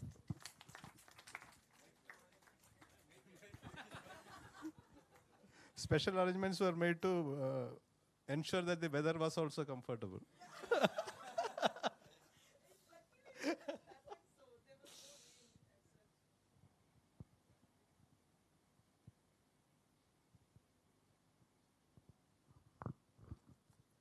नमस्कार director वीआईटीएम और team वीआईटीएम को बहुत बहुत धन्यवाद। आपने इस तरह से बहुत ही अच्छे तरीके से इस कार्यक्रम को ऑर्गेनाइज़ किया और इस डायमंड जुबली सेलिब्रेशन के लिए आप सभी को कॉन्ग्रेचुलेशंस। और ये जो परंपरा है आगे चलती रहे, हर साल इस तरह के कार्यक्रम आयोजित होते रहें। और ये बहुत अच्छा मौका था कि हम सभी जो एजुकेशन टीम है पूरे इंडिया के जो NCSM यूनिट्स की, हम एक दूसरे को देख सके। अभी तक केवल नाम से जानते थे या कभी कभार फ़ोन से बातचीत होती थी, लेकिन आज साक्षात लोगों से इंटरेक्शन हुआ और बहुत सा जो सीनियर्स जी दर्शन भी हुए और इंटरेक्शन भी हुआ। और बागची सर का काफ़ी सुझाव जो है वो भी हम लोग अपने ध्यान में रखेंगे और हम लोग नए शो डेवलप करेंगे और ज़्यादातर पब्लिक ताकि इससे लाभान्वित हो। धन्यवाद। और रहने का और आने जाने का, खाने पीने का अरेंजमेंट जो भी था बहुत ही अच्छा था, इसके लिए भी बहुत बहुत धन्यवाद।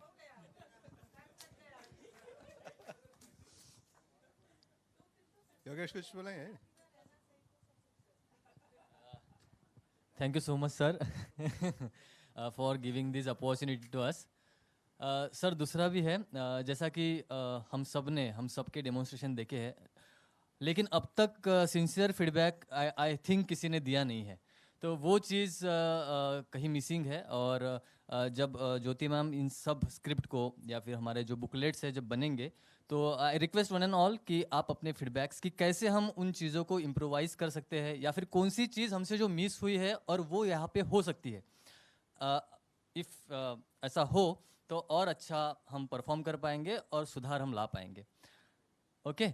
और मैं और थैंक कहना चाहूँगा एक इंसान को, जो हमारे उमेश कुमार सर है, director of Nehru science centre Mumbai. Actually वो हमारे पीछे सर जब पहला मेल आया था तभी से लग चुके थे और ऐसे बंदूक तान के हमारे पीछे खड़े थे। और तो सबसे पहले सर हमने हमारी स्क्रिप्ट बनाई और उसके बाद सबसे पहला जो हमारा प्रेजेंटेशन था, जो साइंस शो था, वो हमने साइंस नेशनल साइंस डे जो हमारा होता है 28 फरवरी को हमने लॉन्च किया था। और उसके बाद भी उन्होंने हमारा पीछा नहीं छोड़ा, 3 बार हमसे प्रैक्टिस करवाई ओके, और तब जाके हम यहाँ पे प्रेजेंट कर पाए। So very big thanks to him, और उन्होंने बहुत सपोर्ट किया है और किसी चीज़ की कमी नहीं होने दी। Thank you so much sir.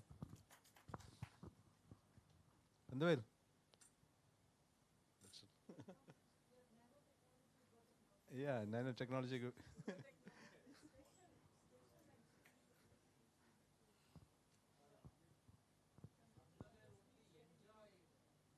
Yeah, enjoyed what? Enjoyed the climate. Okay. So good evening, everyone. First of all, I am thanking you all for giving me the opportunity to attend this program. So what I feel is, whenever we are conducting science programs, science shows, we are used to conduct liquid nitrogen shows regularly. So the students regularly participating, they will used to comment, hey, next he going to do this one, next he going to do this one. So we feel definitely we have to change this show. So we are facing the pressure from the public and students side. So what I am feeling is, so they are the ultimate master for us. So whenever we are doing demonstrations and everything, so to satisfy them, so whenever I'm making, I also thought making a science show, they should satisfy. So we do the science show, just making a science show and inaugurate and place the science show kept aside, and again doing the liquid nitrogen show. It is not a good idea. So I'm thinking about that. At that time, this science conclave came. So it's a good opportunity for us. We learned a lot, and I see each person is having different approach. So we have to allow them to demonstrate their concept. So we should not restrict, this should be like this should be not like that. So everyone is unique. We have to give opportunity. So thank you, sir, for giving me the opportunity. We learned a lot from here. One more thing, not only the science conclave. So whenever we are doing program, there is a little bit time only we are getting. I think we need some steel frame like concept. Detailed plan is required, I think so. So whenever program is suggested, sir, we are getting very less time to do the program. So even for this science show, I got around only 25 days to prepare this science show. So whereas remaining all are good. Thank you, sir. Thank you, ma'am, for the opportunity. Time available is always less, so we have to utilize that. Like Bishal was telling, I know he is overloaded with many other works, but daily at least 1 hour if you utilize for such things also, I think we should be able to bring out some good things. So, who else? Pandrashan.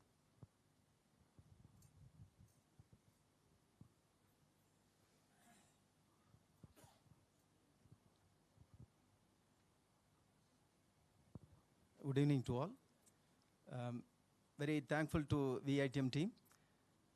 And whatever program, so they were organized so past 3 days, the sessions and the activities, so it was very useful for us to improve our effective SDL preparations.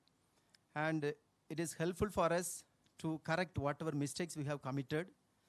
So really in future, we will try to make little more better SDL kits and science show kits. So thank you for arranging wonderful arrangements. So thank you, sir. Thank you so much. Sitaram. And our science communicators, mentors, anything to add?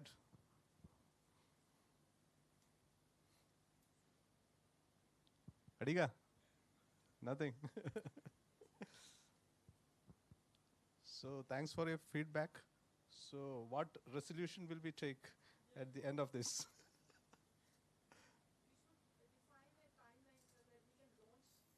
These shows, okay? Yeah.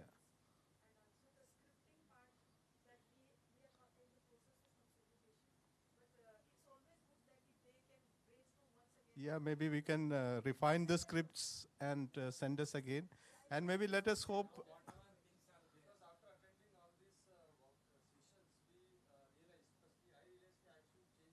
Okay. Yeah, okay, so Senior, you have already launched your science shows. So with others, maybe in another 3 months, if you can refine and launch these shows, that'll be a good thing. And maybe in another 1 year, each one of these zones, if they can develop one more science show, that'll be good. On a topic which we are not done at all. Something like that. What is Manish? Anything to add?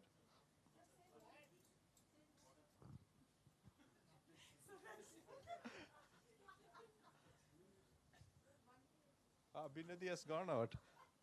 Abhinadi has gone out with him.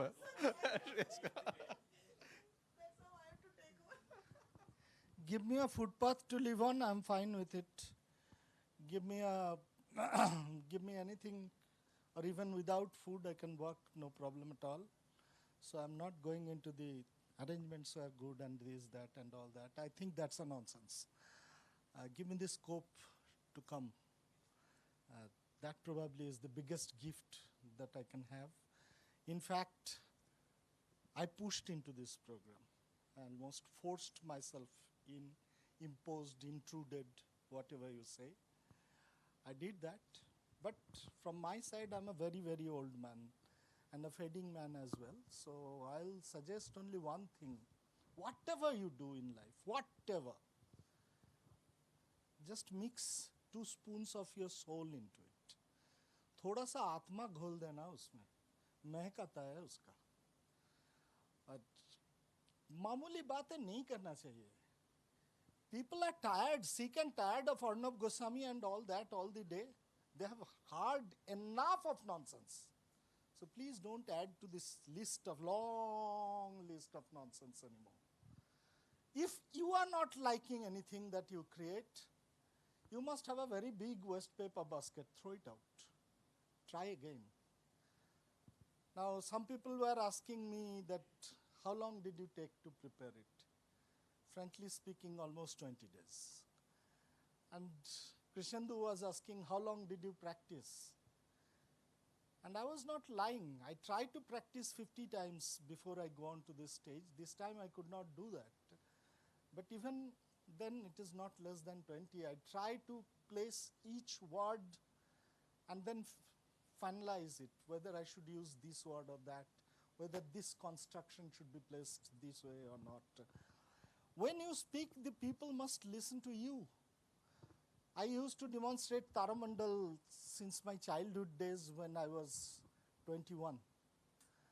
And I used to tell one thing, Taramandal ke andar sab log jab aa jate hain, people come inside, that I used to say that our Taramandal is not a very comfortable scenario. It's hot, it's small, you have to sit on the ground. But then why should you come to me and not go to a big planetarium? The only reason is, main hu na, main hu. I was asked in my curatorial training induction program by one of our former director generals. He asked me, in your center, what is the most important object you have? He asked it to all the curators in my batch, in my group, and people said, somebody said the energy balls, somebody said this exhibit, that exhibit.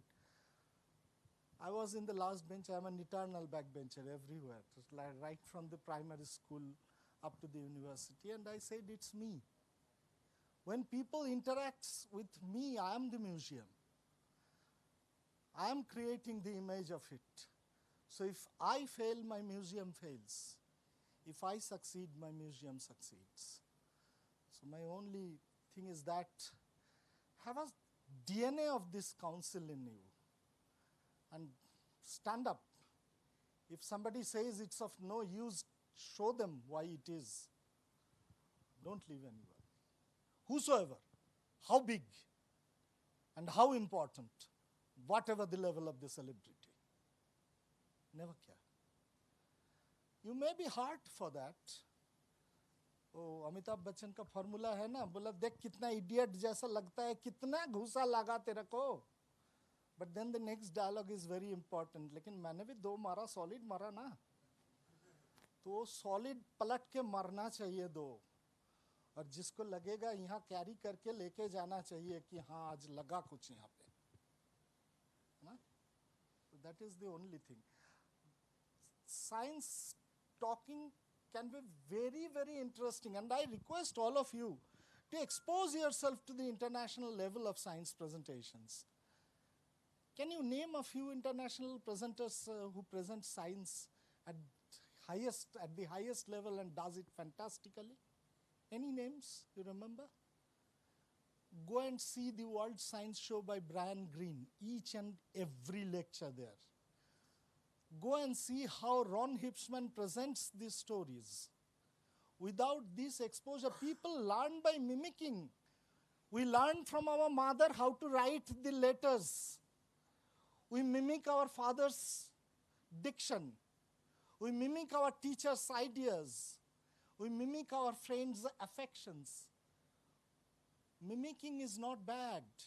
If you can make creative copies, that will work. So adopt. That is not called copying, that is adoption. That is adoption of schemes, that is adoption of ideas, that is adoption of styles. In me, I feel I am myself like a very big sponge. I try to suck up all the water that is around me. So that's my request.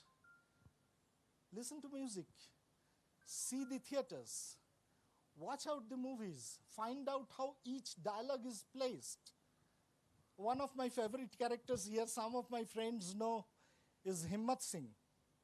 And Himmat Singh has a habit of saying things which are tongue-in-cheek and very, very sharp.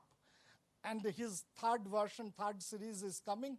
And the trailer blows me out with a single dialogue. He was trying to do something that his bosses did not allow accordingly, and he could not materialize it properly. So one day he was working and one of his assistants came and he asked, "हम किसके लिए काम करते हैं?" Very seriously, "हम किसके लिए काम करते हैं?" So he said, "We work for the nation, sir. We work for the country." And he said, "नहीं, हम चुतियों के लिए काम करते हैं." And that's the sharpness of this statement. He feels it in his heart. वहाँ पर bloodshed होता है, वो होना चाहिए. वो हो सकता है कि तुम्हारा बॉस हो सकता है कि भारत का प्रधानमंत्री और कोई भी. But if you feel it right, stand by it. Forcefully establish yourself. Underline your presence. Thank you. Thanks, Manish. Thanks to all of you. what is the next agenda, Jyoti?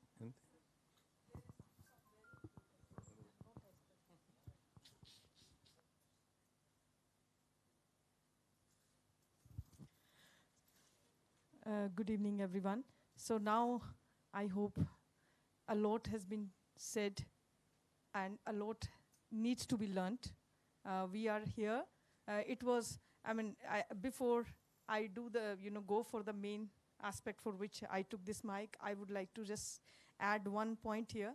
While we say that it was just the 20 minutes and we really need more time, the whole aspect is, it was not that outcome, the 20 minutes, it was the process through which you have really come here with. And we... वो क्या है? नहीं नहीं नहीं नहीं नहीं I remembered. I remembered. Oh yes.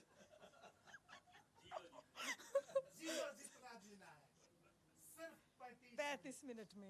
Now I remember. Check the. So yes, so the process is in every work that we do is most important. And yes, we all had our own difficulties, our own thrills, our own challenges that we have gone through. And yes, that makes us living the moments that we lived through. We really today, we feel, okay, we sailed through these 20 minutes. Those of us who really did it, as far as the degree of perfection, that is a very individual aspect. We individually have to introspect as to what went right, what went wrong, and as per that only we can really improve upon it. So yes, going for the practical implication of the whole setting that we did, yes, we have to work on the scripts once again. Like I got to hear from Rajesh and others also now that after listening for these 3 days presentation, we feel we need to rework. And that is the success. It was not only these 3 days. This has to transform us into better communicators. And we all could prove today, each one of us spoke, most of us. So that shows that we have the passion to speak. And once that is there, yes, whatever we like to. So we need to be getting more passionate about the things that are required for the setup that we belong to. So thank you very much for everyone's participation. And I must acknowledge here at this point, it may look like a formality, but that's really not, because I was also not there for quite almost a week, and there were a lot of things we had to do. There were certain things really went well as per me, but I know there were places where things could be much, much better. And yes, that's again a learning point from our side as a coordination point of view. We will also improve the next time we meet, right? But I must convey my heartfelt thanks to our director. In his absence, the faith that he literally, he just, entrusted us with his support that, everything will go on smoothly. You can do it. Each one of us, as the first day we met with some of the colleagues that came from the other centers, there is no coordinator here. We all are here as a team. It's just a matter of fact that I am being posted here. We all can get transferred tomorrow here or any other unit. We all belong to NCSM. We are part of this science communication organization, and we are all together in this. So each one of us has a role to make any event successful, and we all did it. That is the most successful point of this event overall. So now I would like to invite our colleague Rajarshi and I forgot Prema Dharji to please come here. They want to felicitate our director, our senior most persons who are here, Mr. Saju Bhaskaran, Mr. Manas Bagchi, to please come here. They want to felicitate with the... Sir, we are coming from Assam. Just to remind yourself, sir, as token of appreciation, sir, please accept our felicitation.